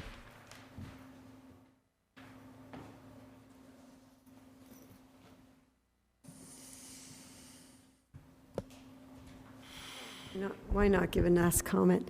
Janet Hanson, Pleasant Street. I just want to thank you for the vote earlier about not filling that seat. I really appreciate it, and I was talking to other people, and everybody else was appreciative of it. I think we can survive, and going forward, if you look at the charter, I mean, there are ways of handling, depends on when their vacancy happens. So, but this was a close one, so that's why it's this way. But you have 18 months, there's a way of, you know, if a councilor at large leaves, you go with what the previous election, if there was other candidates, you know, there's a whole process. So, but I'm happy that you did that, and if the candidates are serious that wanted to fill it, hopefully they'll put it in for the election, and we'll have an interesting race. Thank you again, and have a good night. Thank you. Would anyone else like to come up and speak? Okay, thank you very much. We'll now move on to council comments. I'll start with Councilor Lindy. Thank you, Mr. President. I just want to thank the residents for being here and speaking up and being heard, and the residents that called us, emailed us, texted us, stopped us in the grocery store. It's important. We work for them. Other than that, I don't have any other comments. Thank you. Councilor Hunt? I don't really have much. I was kind of going to say that too, because I appreciate people getting a hold of us and telling us what they wish we would do, since that's what we ran for, was to represent them. So if anybody's still listening at this time, then make sure you just get in touch with us and tell us what you'd like us to do, and we'll try to do our best for you. Thanks. Thank you. Councilor Murphy? Dr. Perry? Thank you. Again, you know, we voted the way we did tonight. Again, I think, because of the close proximity to the election. But I do really want to thank those people that came out tonight that put their names down for potentially being appointed tonight. And again, as I mentioned earlier, I do hope each and every one of you put your name on the ballot, and you know, we'll actually have obviously a pretty good election, and hopefully a good turnout because of the number of people involved in that election. So I encourage all those that did step up and put their name in tonight, and thank you very much.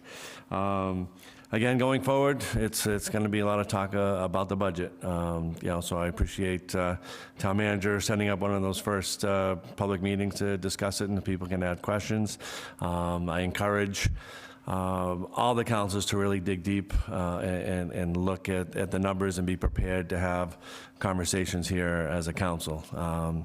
Last year, I think it had its ups and downs when we were going through some things and talking about potential overrides, so I really encourage my fellow council members to do some homework, come ready and prepared to talk about the budget, because it's a tight one, and we're going to have to work hard to make it work for all you know, different areas that need it. But I look forward to it, and that's all I got. Thank you very much. Thank you. Councilor Ellenberg?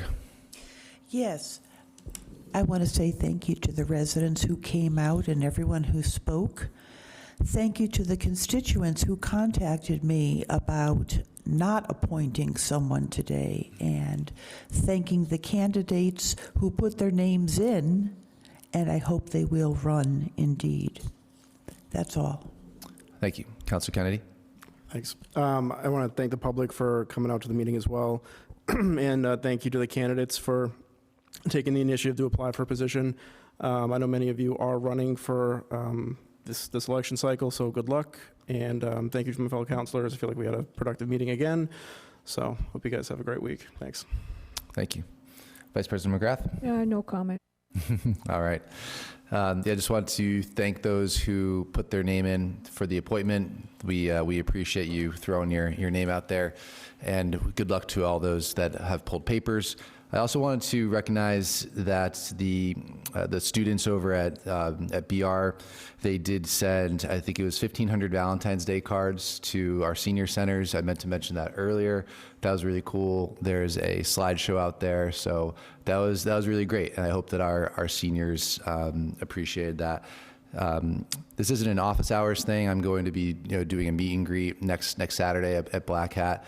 So if anybody wants to come down, I'll be there from 3 to 5 p.m. So come and chat with me if you so wish. And I hope that you all guys have a great rest of your week here.